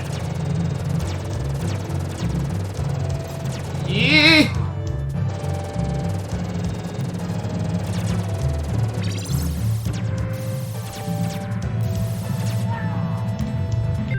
Okay, enough of this bullshit. Let me guess, I'm safe state. I'm safe scumming the fuck out of this, am I? Yeah, so be it. Alright. But yeah, Contra. I'll definitely be doing some Contra in November. But yeah, that's definitely the plan there. So, to reiterate, just for starters, continuing Breath of the Wild just because I've been in the middle of that. Suikoden will be my primetime game, and then I'll throw in Contra and something else. I might throw in a little Mario here and there, because I did say I was going to do the 3D All-Stars compilation, but maybe that might... We'll see. I think what I'll do is I think with Zelda, I might just flip-flop between that and Mario, like, here and there, just in case I don't feel like playing Breath of the Wild. So yeah, whatever. I'll just stick with those ones, but again, Suikoden will be the main focus in terms of, like, investing. Because I'm sure I'm going to be spending a lot of time with this one, although I heard that game is not super, super long, like other JRPGs. But, boy, I'm sure I'm going to have quite the roster going through that one. And after I'm done with Suikoden, I'm definitely going to play Suikoden 2 via PS3. Because again, if you have Suikoden's save file, you can actually transfer that save data and actually have it affect Suikoden 2, which is exactly why I'm gonna play Suikoden 2 right after. And this is just a means to kind of prepare myself for the remaster when it comes out, because, hey, you know, I like to see how much improvements they made. And I bet some people might be wondering where the fuck is my Chrono Cross streams. I actually haven't thought of it, but it's not really something I'm in the mood of playing right at the moment. But Chrono Cross eventually, but not right now. It's not on my plan at the moment. But yeah, so anyway, Suikoden, continuing Breath of the Wild, maybe some Mario mixed in, or excuse me. So it'll be Suikoden is the primetime game. Breath of the Wild is my early game. Contra might be thrown in there here and there if I feel like, you know, doing a bit of a short stream for the hell of it. And Mario as my alternate to Zelda if I'm not in the mood for Zelda. So that's about it. I'm not gonna stretch that line up any further. I'm just saying like I got some, you know. And if it's gonna be Mario, it's gonna be Yoshi's Island. So that way Yoshi's Island can lead right into this compilation here. Fuck, what is with the fucking glare, damn it. Yeah, there we go. That's the one. I mean, shit, I got this compilation in a couple months back. I mean, I probably should get on this. I mean, why do you think I bought the fucking thing? So, you know. Shit. Oh, and, shit, I just realized Devil May Cry 2 is in order. Damn, oh, fuck it. Devil May Cry 2 at some point, but I fucking don't know when. We'll see. I think I'll reserve Devil May Cry 2 maybe after... Yeah, movie. Is it, something 2, whatever the fuck it was? It was some sequel.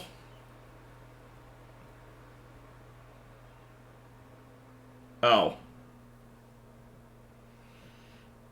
Oh, what? What happened? Barnarian 2022. Okay. I'll try to make it, but I don't... Oh, Barbarian.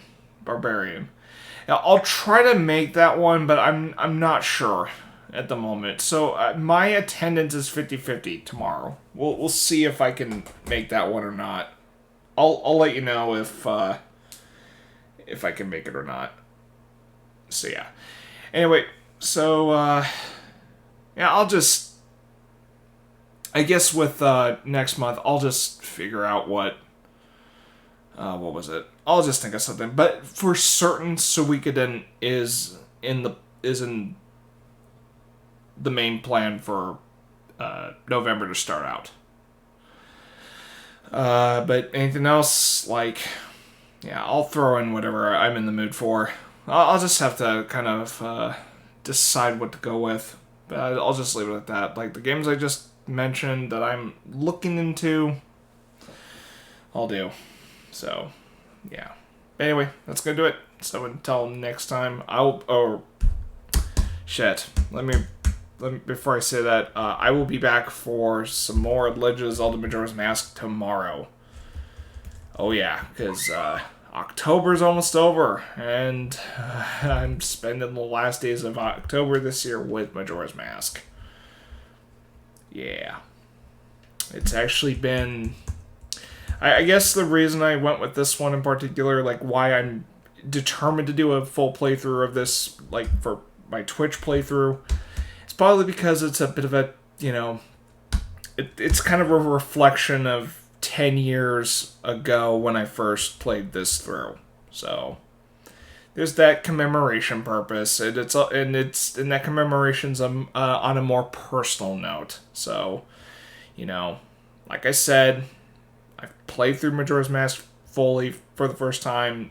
Just, you know, what I meant is I started a full playthrough of this just weeks after my dad passed away. So, you know, I guess it goes without saying, like, how I feel about this game probably hasn't changed much, because I still think this holds. I mean, I guess from a.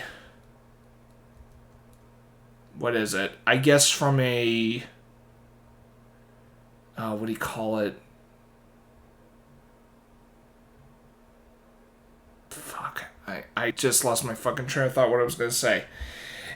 I guess from a.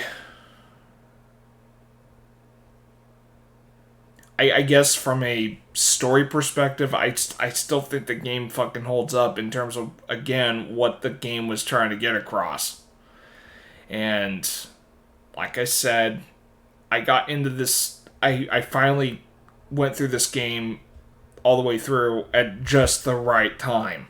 So, yeah, I mean, there's that. I mean, it's still, like, I definitely have quite the attachment for it for that personal reason. But again, put that aside, I still think, I still find there is a lot of applicability to be found in the game, because I would think, like, depend on what kind of grief that the player is going through or has gone through, they'll find some of that applicability in there. It just depends on what the player has experienced in life. So, and on my end, like I said, got into this just the right time, and ever since that playthrough, I've had a deep appreciation for the game. So this is one of those games where I definitely have a deep appreciation for. One of the few games I have such a feeling. Others, it's just like, I mean, shit, with Silent Hill 2, I mean, is there any applicability I have with that game? Not really. But as far as, like, what was crafted for the game, I was like, holy shit. Like, I mean, it was just a it was a well thought out horror game. Like, they did not bullshit around on the symbolic areas of the game. Like, what was it, the Pyramid Head threesome moment? I was thinking, what the fuck is going on there? That's some freaky shit going on. Little did I know that was actually tying into something that was going to be revealed later in the game. And again, I keep saying this, when I look back on that game, I will never forget that holy shit moment where it revealed James killed his wife, and it just dawned on me, like, it just clicked with me, like, holy shit, all this shit that was vague actually is now much clearer with what I know. So it makes looking back at that vague shit, like, more, like, I get the picture now. This is what this whole game was leading up to. So again, I love how brilliant Silent Hill 2 is for that. Again, like, I would have never thought about it. Shit, I've been showing Sonya Paranoia Agent, and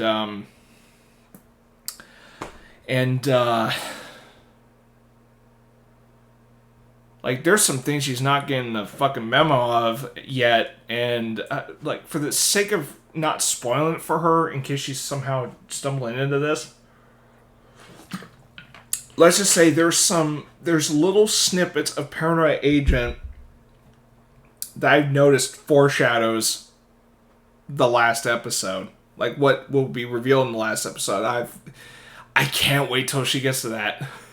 I mean, I remember when you were reacting to it, I was thinking, ooh, can't wait till he gets to the ending. And I was being very tight-lipped on that. I was just kind of thinking, ooh.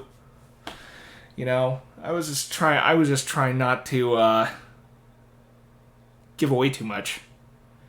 Yeah, so Paranoia Agent's definitely an anime that's worth sticking to the end. I mean, same with Kaiba, but I think Paranoia Agent has a bigger payoff in comparison. But again, how I feel about Paranoia Agent, same thing with Silent Hill 2.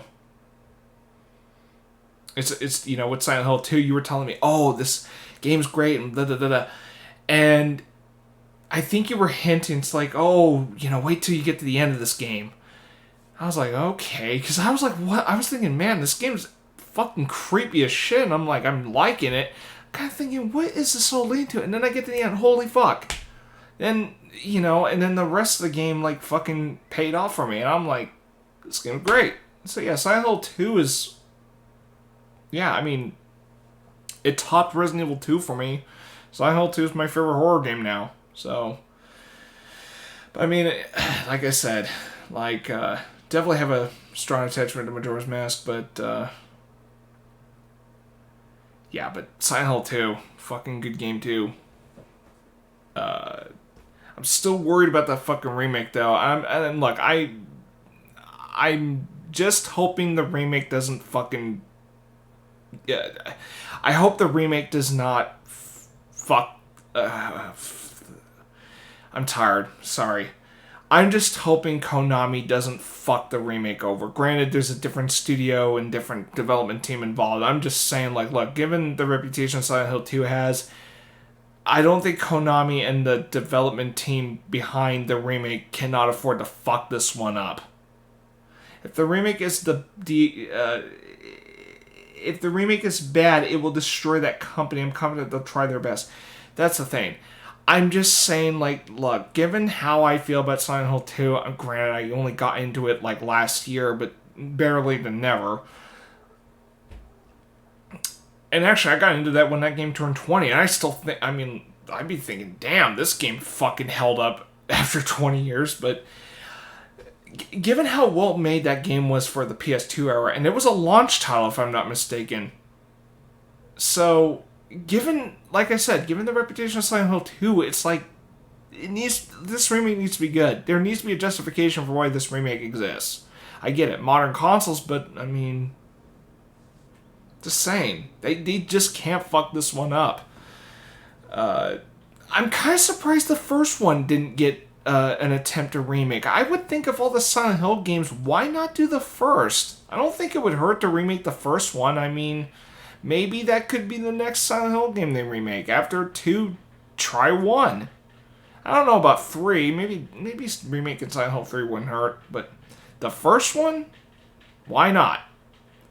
Besides, the final boss wasn't...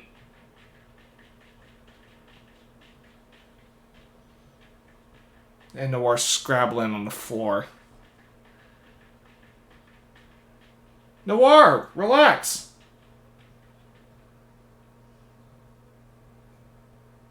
Shit. Anyway, the way the final boss is, handled in terms of, how you beat him,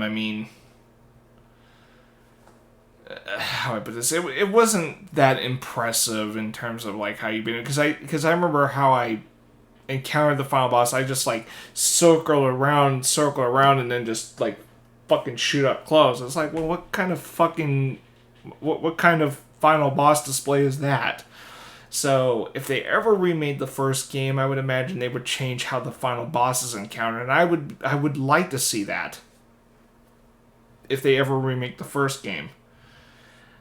I would just think maybe this soundtrack might be a little different here and there, but, look, the first Silent Hill game is still impressive, if you ask me. But I would argue a remake might be nice. If they ever did it. But, I don't know. We'll see. But,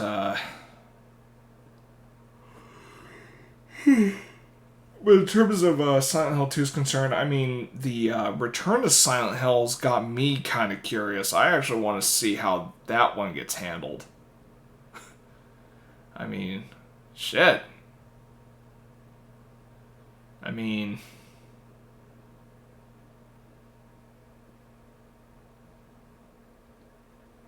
That fan film Restless Dreams was nice, but it's nice to know that a feature film adaptation's looked into now, so, I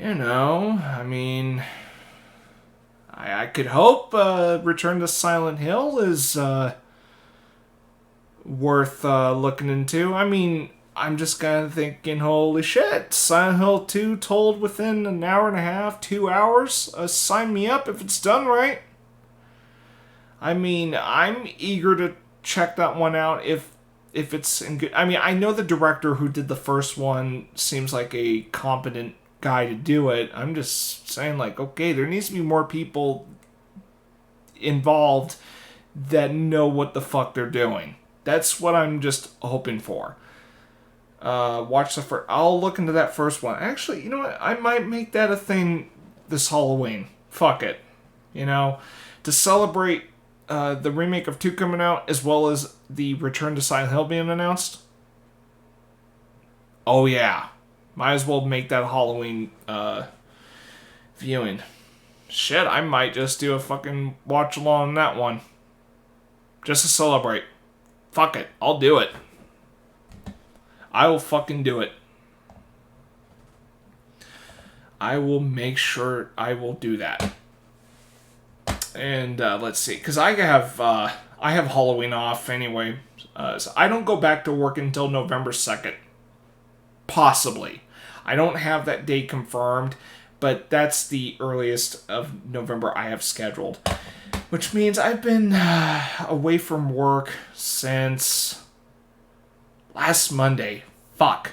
So I would be having 2 weeks off currently.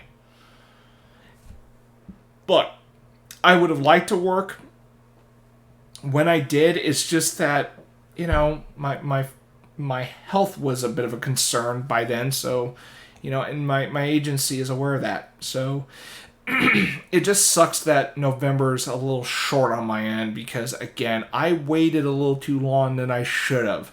But again, I wasn't sure if I was going to be out for a while because of, like, if I had to go to surgery, I'd probably be, you know, I would probably be out for a while. So, I wasn't certain what was going on early in November. So, because of that window where I had to, like, figure out what's the plan, that's why I started claiming shifts a bit late. Had I looked into this a few days back, I probably would have had a few more shifts than what was available. But, I mean, it is what it is. I mean, shit, this feels no different than what I had to deal with in February, because February was... February's not really a good month for work shifts, because that's where shifts tend to be less than other months. Like, because when I was starting to work at these various venues, I was told, just a heads up, February is often not a busy month, so, and I get it. I get why that's I get why that might be a problem. So, but look, this isn't the first month I've had less work than usual. I mean, shit, if anything, summer tends to be the most... I've realized summer is the most busy month because of baseball, soccer matches, numerous concerts, etc. Like, yeah, summer, I realize, is a busy season. Autumn is not so much. I would figure the winter's not going to be so busy because the NFL would be... done for the season. Baseball wouldn't be around until April, and concerts are the only thing that'll concerts and the Kraken games, the hockey games, essentially. Those are the only things that are going to be operating within winter, so, I mean, so be it. I mean, I'll just do whatever I'll open up to for the winter time, but yeah.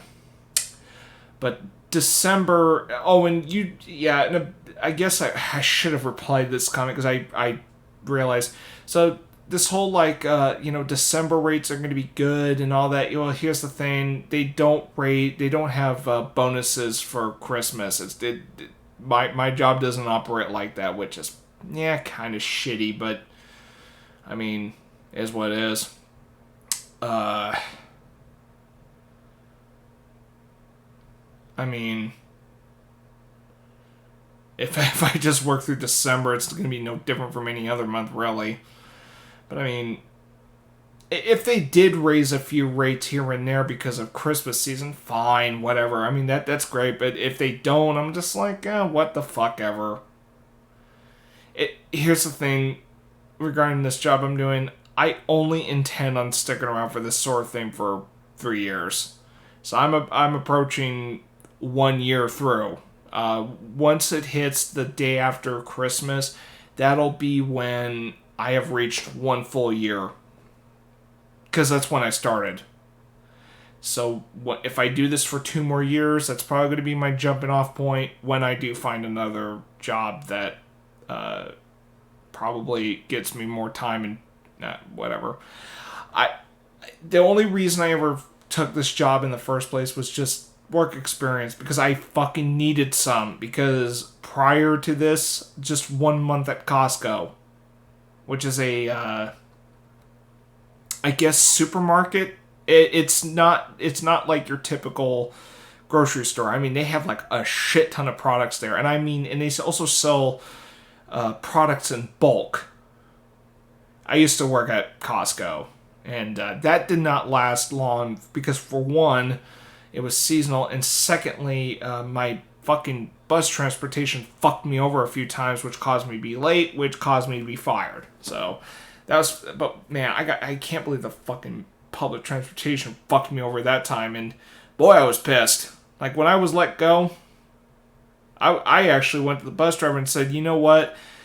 Some of you bus drivers keep going past this point, and I said, look, this stop right here, like I was pointing to the stop I was about to get off. I said that stop right there, some of you guys kept driving past it, and they're saying, well, that's not a registered bus stop.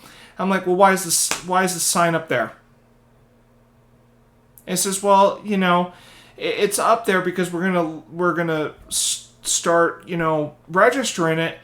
And I said, well, if you contact King County King County Metro, we could probably have that stop register. I said, why do I have to make the call and call them to tell them to do that? Why is it my responsibility to tell them to do their job when they should have put the fucking number on the damn spot in the first place? See, I remember arguing with the bus driver about that. I said, look, this is not your fault, driver. It's the bus drivers that keep driving past me, whoever they are. That's the thing I'm upset about. It's like, what? Yes, I had an argument about that, and yeah, so, God, that was not fun at all. That was not fucking fun at all. But you know what? Costco was too much of a, how do I put this? Costco was too high maintenance for me. That was my problem with it. And also, while it paid well, no joke, although as far as pay compared to when I was working at Costco, like okay, granted, minimum wage was fucking increased, whatever, but, what was it? Like, I'm actually paid, $6 more than when I was working at Costco. So, but again, I would imagine Costco probably pays more than what they used to pay then. Whatever. Point is that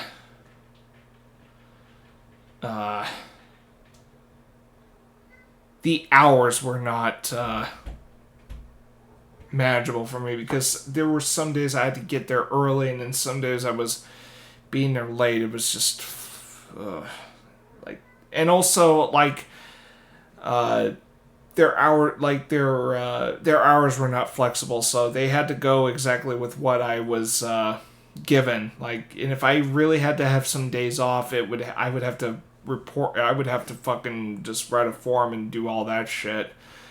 But with this one, there is a lot of flexibility. Again, I can claim as many shifts as I want to, as long as they don't interfere with one shift or another. But and as far as the raid thing, I need to fucking fix that, because I was tracking that point in time, and I realized there's an error on this. I'm trying to have the number shown instead of like amount. I was going by what Streamlabs was suggesting how I format the text. So I still need to fix that. I'll have to fix that off stream or do something. But yeah, it's unfortunate that my work's a little cut out for November, because I was ready to go back. What I'm worried is this discomfort might continue, and again, I'm going to try not to fucking worry about it. But it does sound like my cyst is gone. But I still got some, other thing. I got another thing to fucking take care of. So essentially, I'm doing just the same shit that I was doing for years. I can't wait until I reach that age where I don't have to worry about this shit anymore. God.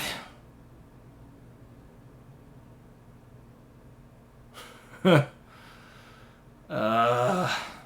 not fun. And the thing is that when my doctor was telling me all the statistics and shit, I was told that, oh yeah, male brunettes tend to have this issue more than other men, like let's say blondes or something like that. So I think it's people within my demographics, or people within my demographic that tend to fucking suffer. I don't know about like black people, Asian people, brown people, etc. I don't know how they I don't know how that particular situation affects them. Just saying. I mean, I was told, oh yeah, male brunettes. That's what my doctor told me. So I was just like,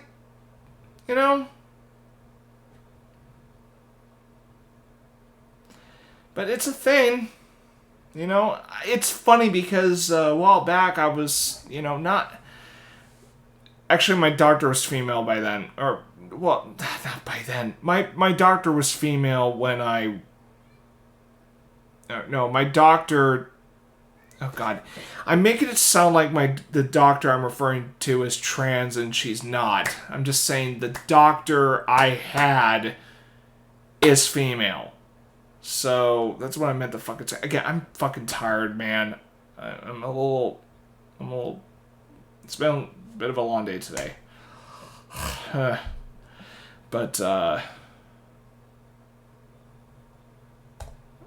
God, what was it?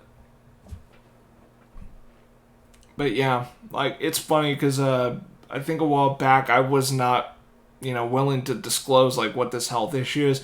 But I realized, you know what?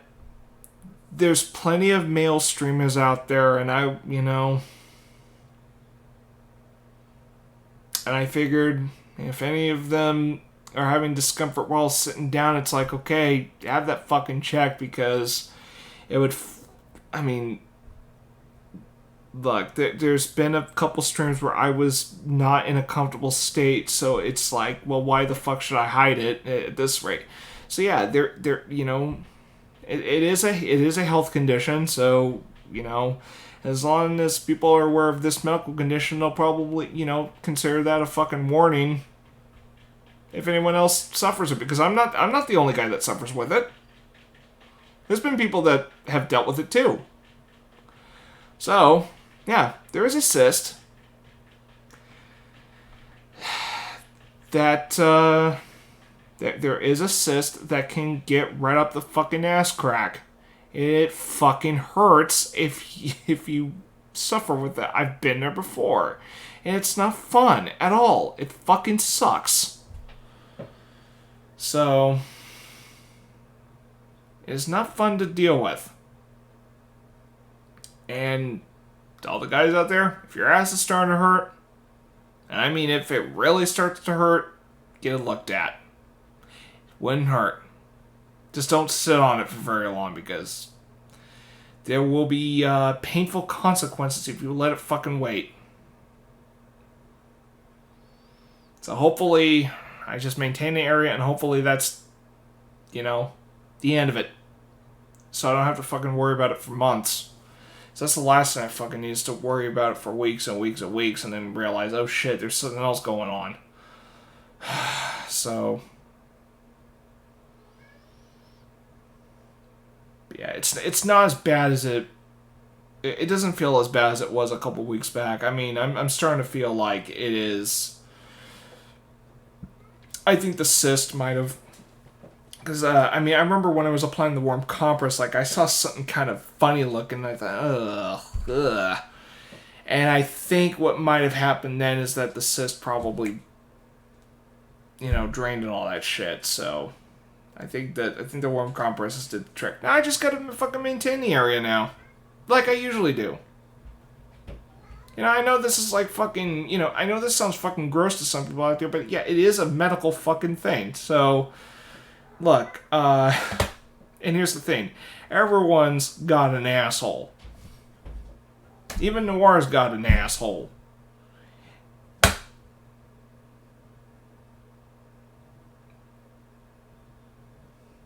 Just saying. I mean... It's just we don't like to talk about, we just don't like to talk about... We just don't like to talk about the shitty details that concern it. That is business that people take care of in the throne room. I'm just trying to lighten up the moon and all that fucking shit. Okay, anyway.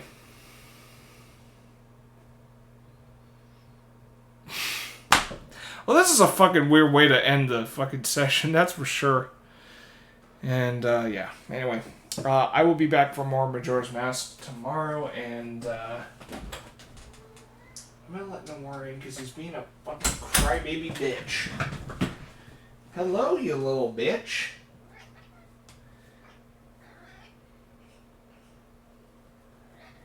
Are you happy that you came in here?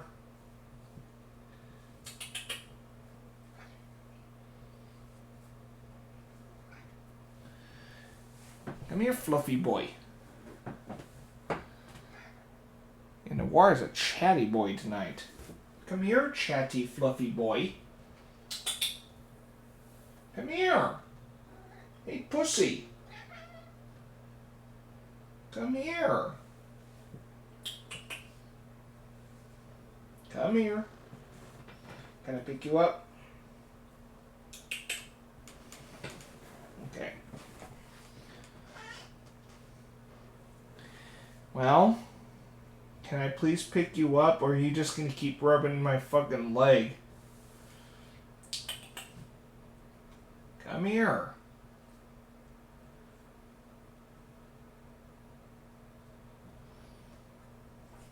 There you go.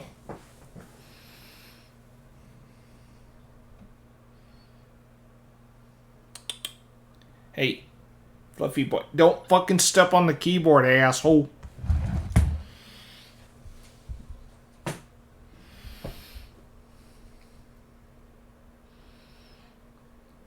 What? Can I pick you up now? No? You just want headbutts, don't you?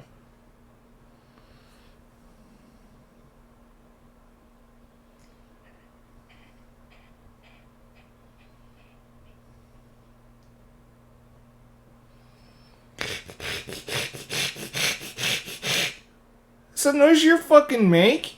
You make weird noises, Noir, you fucking weirdo.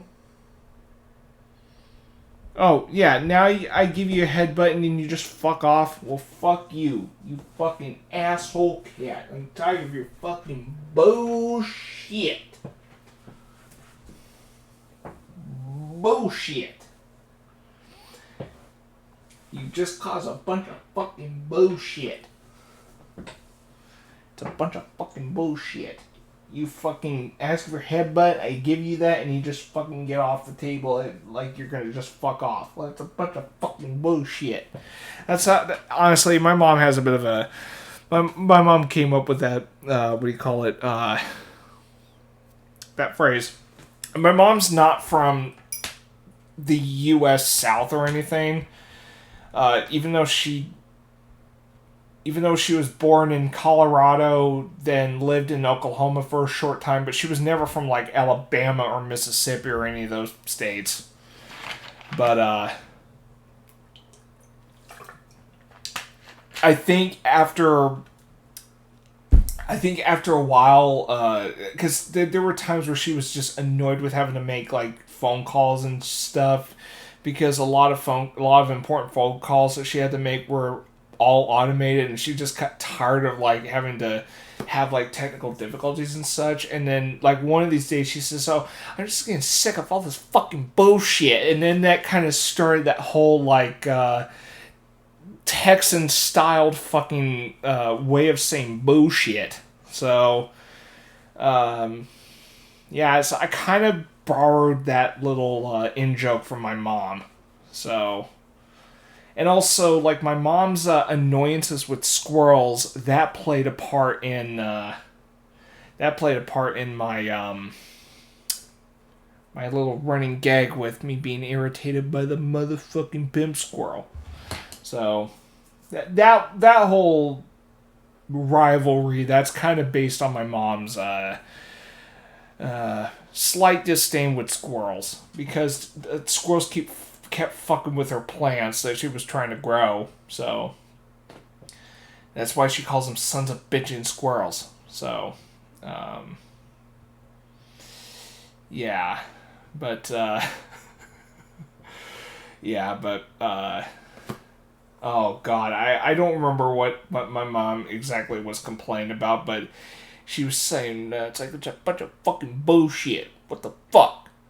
Like she was just kind of she found a funny way of saying a bunch of fucking bullshit, and she actually thought it was funny herself the way she phrased it, and even I was laughing. So I think she stuck with it because she thought that not only did she find it funny, but I found it funny, and I think it was just a running gag she decided to do. But when my mom goes, eventually, that's probably gonna be the one thing I might carry over for her, is just saying, oh, yeah, like imagine if I was playing like old school Castlevania, or actually there was like one Castlevania game I actually kind of skipped over. It was Castlevania Chronicles. Like I actually skipped over that one. I don't know if it was any good, but I mean, if that game is ball-bustingly hard, I mean, there's probably one point I'm saying, oh, this fucking Castlevania game, this difficulty is a bunch of fucking bullshit. Like, imagine if I get, like, upset, like, I would, yeah, then, just saying, like, I don't think my mom's gonna be pissed if I kind of borrow that from her over time, because I think it's like, okay, like, that'd be more like something that, I would have, carried over for her. But yeah, and hey, given the accent that sounds like it would actually fit perfectly with my my what do you call it, username. It's a bunch of fucking bullshit. Sounds like something a cowboy would say. That's kind of the whole fucking running gag, I guess. Yeah. And like I said, my username is a portmanteau of Full Metal Alchemist and Cowboy Bebop, is because at the time I was really into those two. Yeah, at the time they were my top two favorite anime. Now it's LOTGH, that's my favorite, but I actually thought it's a nice name. And besides, your username was based off a character from Final Fantasy Unlimited? Something like that? I mean, you probably thought the name stuck well for you. I mean, just saying.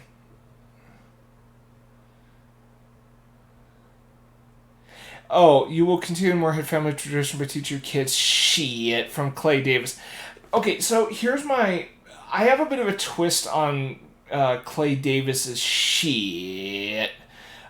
Instead of me saying shit, it would be, it's actually based on what my dad said. So it kind of in a similar fashion to Isaiah Whitlock Jr.'s uncle. So when my dad was like in disbelief of something, much like Clay Davis saying shit, my dad always said fuck. Like whenever he was like let's say, oh God, what is it? I'm trying to think of something like fuck. What is it recently? I'm trying to think of something recently to kind of provide an example of how my dad would have said it.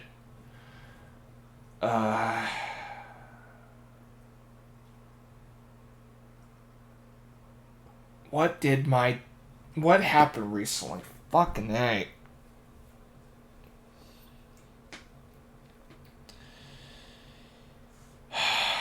Sorry, it's again. I'm tired. I'm just trying to find something. I'm trying to think of something recent that my dad would have reacted in such a way.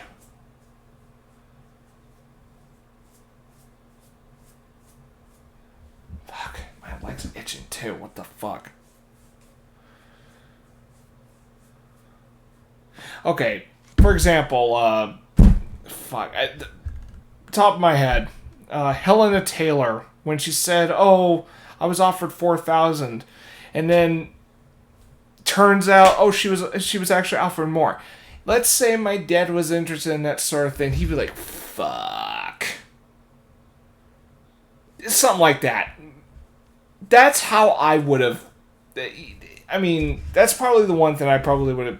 If I was to kind of make a nod to my dad, similar to how Isaiah Whitlock Jr. came up with the shit, I would have replied. My spin on it would have been fuck, because that's how my dad would have said fuck after hearing something that he would not, he couldn't believe was happening.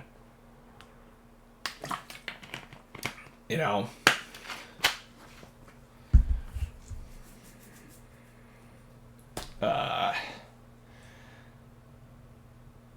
Okay, this is like old news, but I mean, look at the Blu-ray set of LOTGH. It was $800.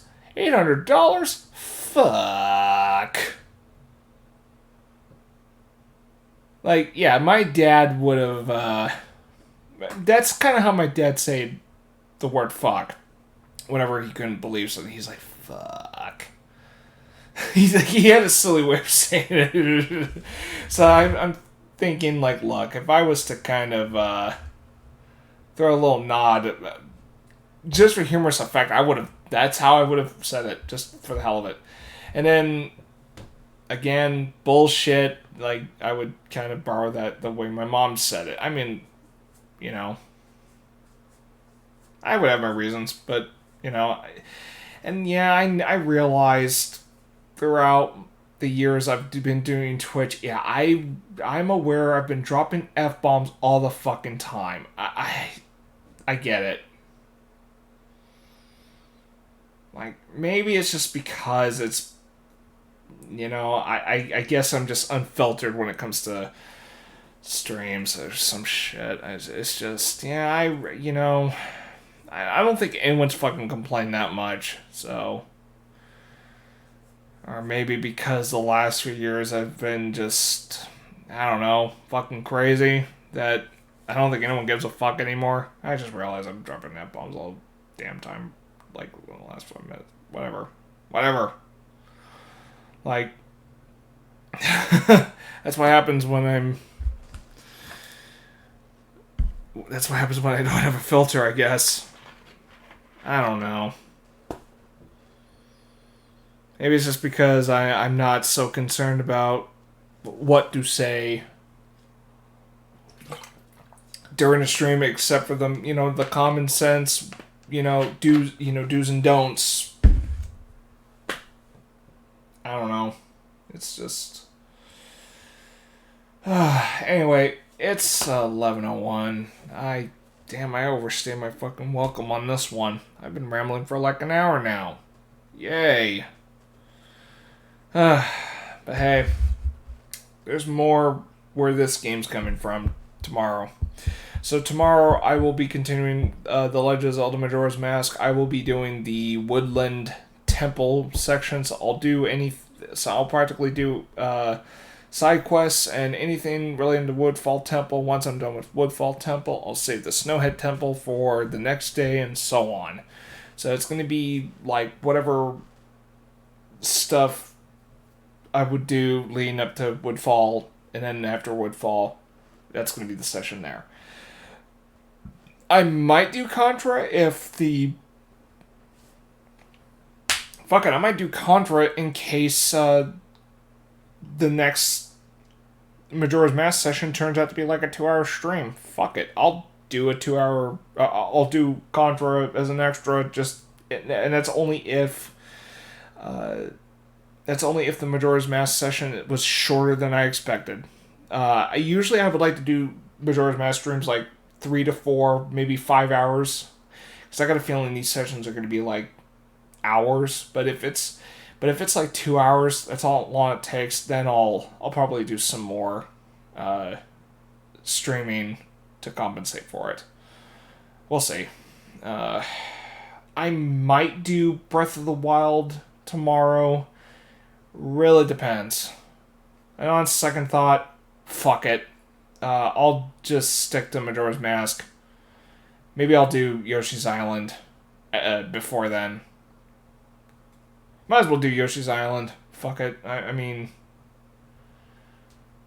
But that's only before Majora's Mask, not after. So, I think I'll do that tomorrow. We'll see. We'll see. So yeah, as far as the plan tomorrow, if I'm up for it tomorrow, like late morning, like maybe 10 a.m. No, I usually tend to do my streams at 11 a.m. with games. So if I'm up for it at 11 a.m., I'll probably do Yoshi's Island, and then Majora's Mask as like my evening game. Because I do think a game like Majora's Mask would be best played during the evening. Because of all the spooky shit that happens.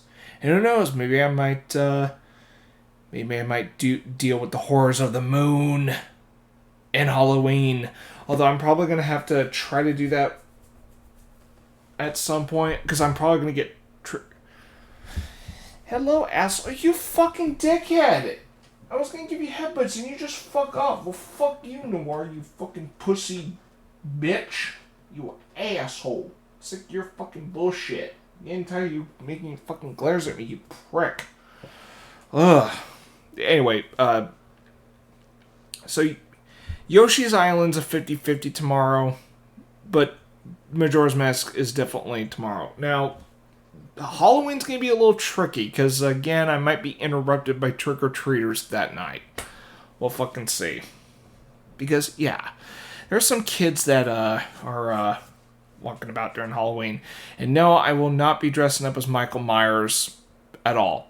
Well, maybe one year I will, but I'm not gonna try this year.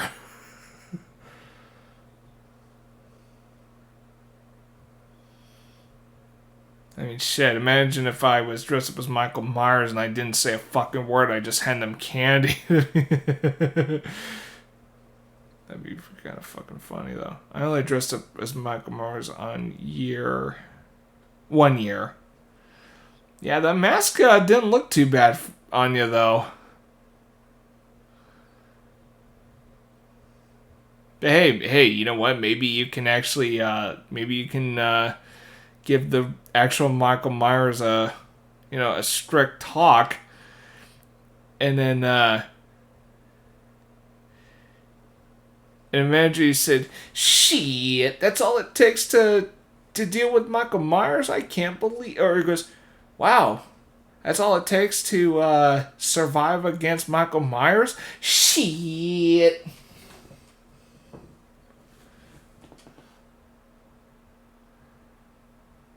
Buster Rhymes as much as I do not like Halloween Resurrection, oh god, what is it? Buster Rhymes was the one exception to that. Because he was like the most entertaining part about that damn film. I mean, especially with, what was it, Buster was saying, God damn it, how does anyone get a decent helmet up this motherfucker? It's just the way he said, I'm like, what the fuck is this? Let's see, let me look at the Halloween movies real quick. I'm actually going to look up a lineup on this.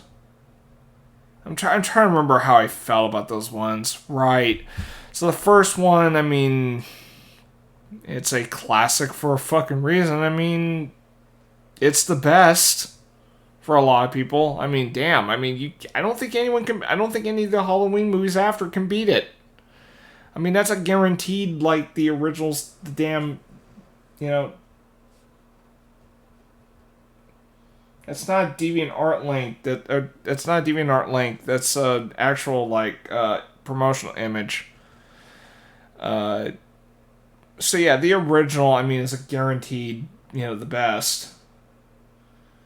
Halloween 2 I actually enjoyed. Wasn't that bad of a sequel.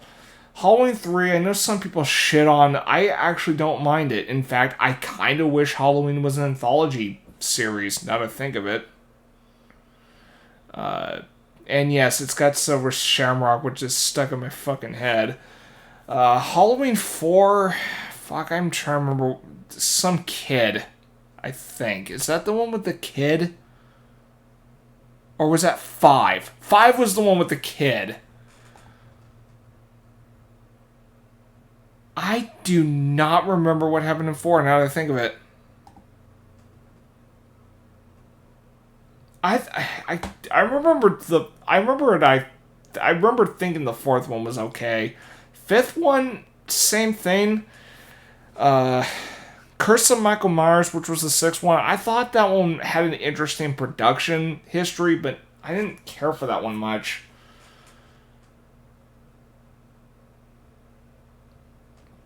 I remember not thinking highly of the 6th one. As for H20, 20 years later, I actually liked that one. I remember enjoying that one a bit. Resurrection was my least favorite. Then the Rob Zombie ones. Funny with the Rob Zombie ones, I actually thought the first one had some interesting ideas. Oh, God. I mean, I didn't mind some of the twists with, what do you call it? I didn't mind some of the story beats being, twisted around here and there. Again, it was I actually felt Rob Zombie's first Halloween film had some interesting, twists, with established, I'm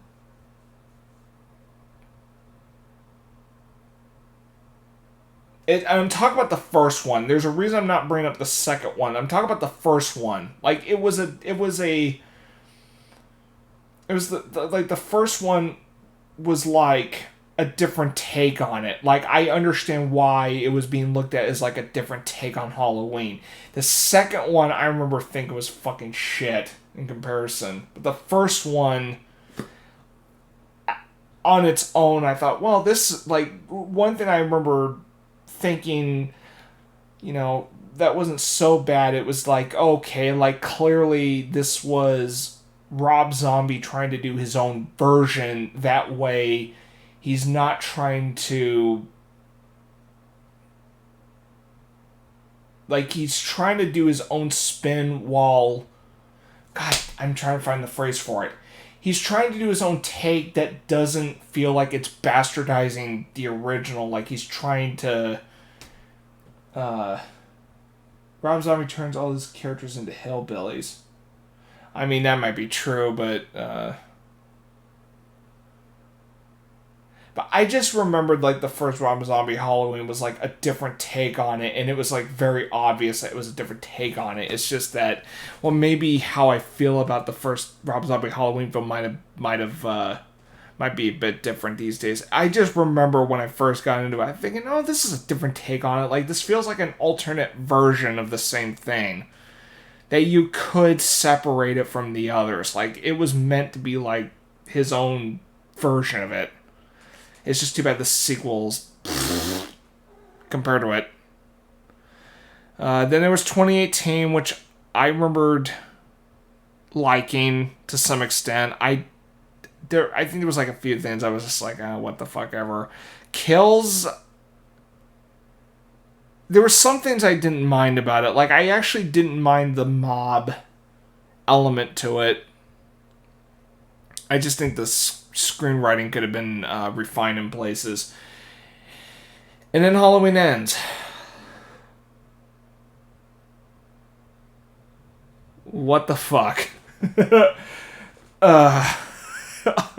That's the only thing I can say about Ends. What the fuck?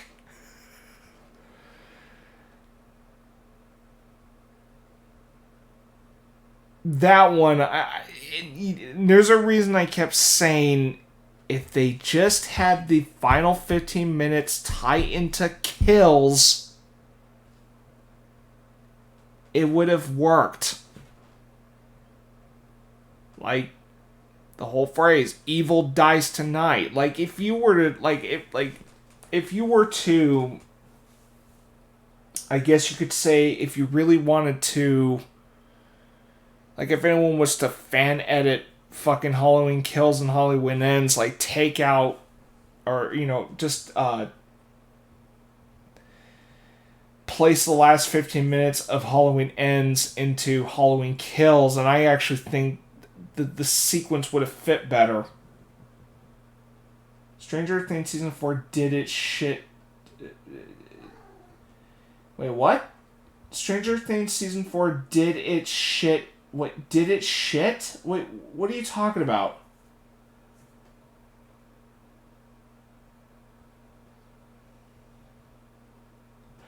Oh, are you saying Stranger Things Season 4 did the mob concept too?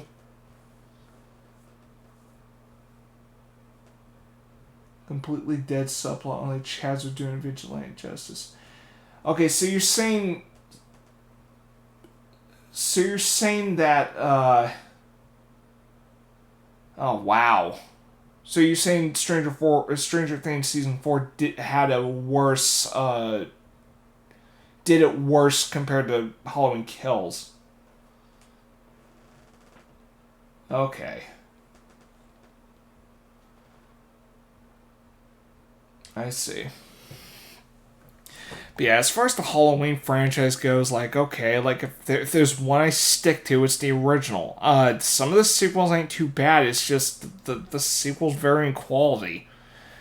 If I had to place, like, perhaps what I would personally consider canon, it would be Halloween, Halloween 2. I'll throw Halloween 3 for measure as, like, a side story, and then Halloween H20. I think that's probably good. I mean, that's probably the best way I can fucking look at it. Hell if I know. Halloween 4 has a better mob subplot. They kill an innocent kid because he is Myers Master. Yeah, I probably need to rewatch these Halloween films just to kind of refresh my, just to kind of refresh things. Maybe I'll do that next year. Fuck it.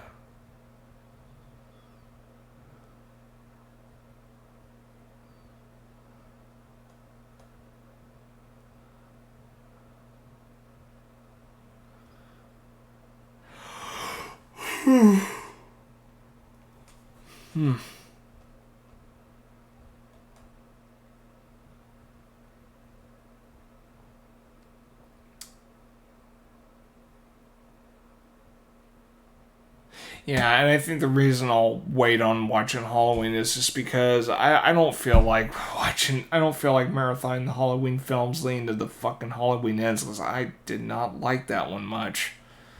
So maybe next Halloween I'll marathon them.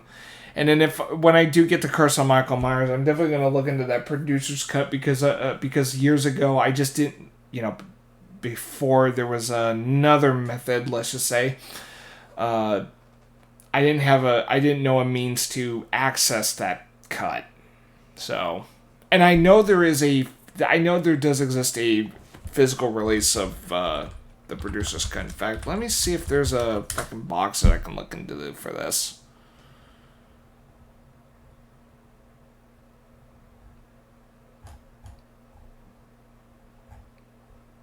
Because you know what? I've been thinking about owning the Halloween movies at some point.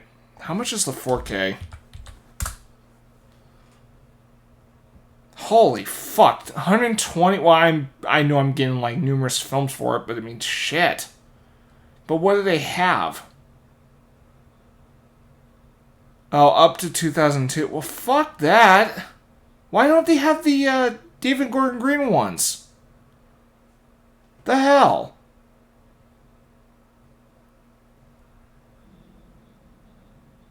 That's fucking bullshit that they don't have it. Squirrel. Hold on a minute. I just want to see if there's like a fucking decent box that I can look into.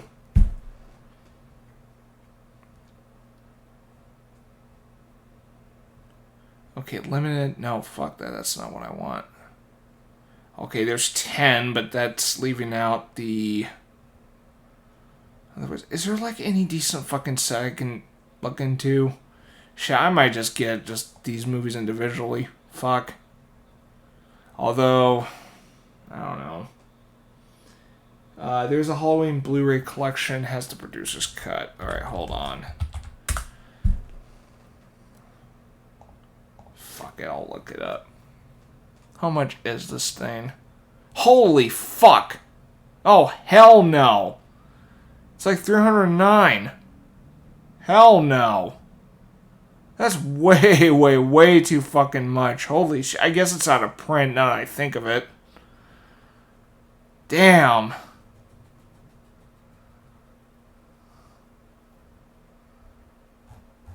So much for that fucking release. Okay, let me...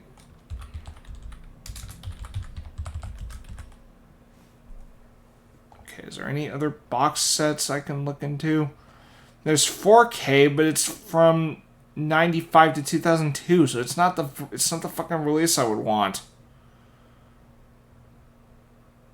Shit, looks like I might just have to go for these individually. Fucking stupid if you ask me. Okay, Curse of Michael Myers. That's probably going to be the one I'm going to look into. Oh, shit.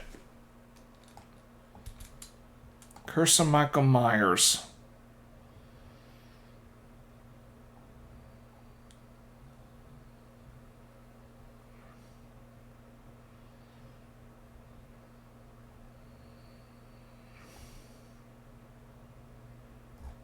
Who the fuck is... Dude! Who the fuck's flashing? Some motorcyclist has got like a fucking... Like he's flashing his damn lights. Not at me, but it's just like... Fucking hell. Yeah. Alright. Prime Video. Blu-ray. Shit, why is it fucking hard to get a damn Blu-ray of this?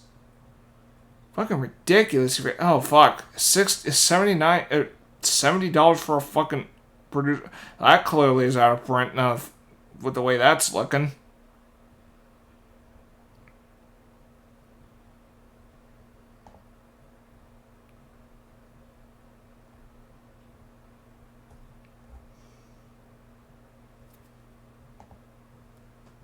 Well, this is kind of crazy. Like, yeah, believe it or not, Amazon doesn't have good fucking options in terms of owning these damn things. Shit.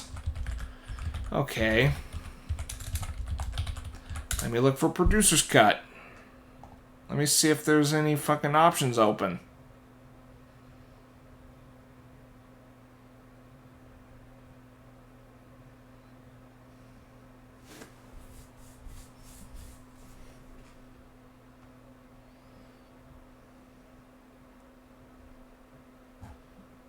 Yeah.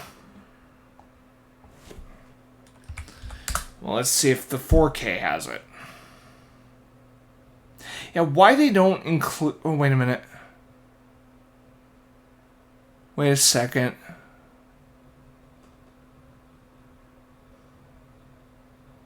Curse of Michael Myers, but this... Oh, so it does have the producer's cut in the 4K release. Okay, not too bad. 120, though. Which is fucking crazy. Damn. And that's for... Alright, let's see. Halloween Curse of Michael Myers, Disc 1, 4K, producer theatrical cut, producer's cut, Disc 3 and 4 Blu-ray. Oh, I get it. The reason it's like 120 is because half the discs are Blu-ray and half the discs are 4K. Well, shit. If they would have offered the whole damn fucking series, that'd be one thing. Shit. I think if I'm ever gonna own the Halloween films, I'm probably just gonna have to get them individually. Like, the fucking box sets are a bitch to fucking own, so hell with it. But I'm probably gonna have to go individual on that one. And if I am to ever, if I'm gonna go for one of them, I might as well go for the rest. Even, hard to say. I don't know if I want to do those ones. But you know what? There's some good horror films and there are some decent ones and some cheesy ones. So, you know what? You're getting a variety of quality. You're getting a. You're like the quality of the Halloween films tend to vary, and I think that sounds about right. Like.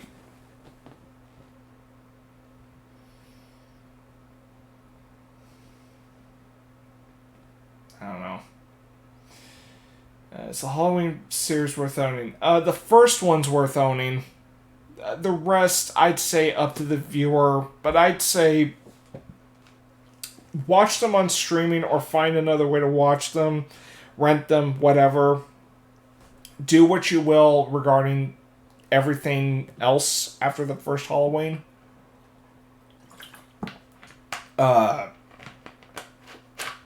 What I usually did is I was like watching the other Halloween films like either through streaming or rental. And, just to see if any of these were worth owning. As far as like where I would go, I'm willing to own the original. But I'm a little hesitant to own most of the sequels afterwards. So, that's kind of where I'm at with Halloween. I definitely want to get the first. Like, if I'm going to start owning these Halloween films, I'm going to start with the first. You can't go wrong with the first one. That's for damn sure. Okay, anyway, I've been rambling for more than I intended to. I'm really going to head out. It's late. It's 11:25. Yeah, anyway, until next time. For real this time, TC.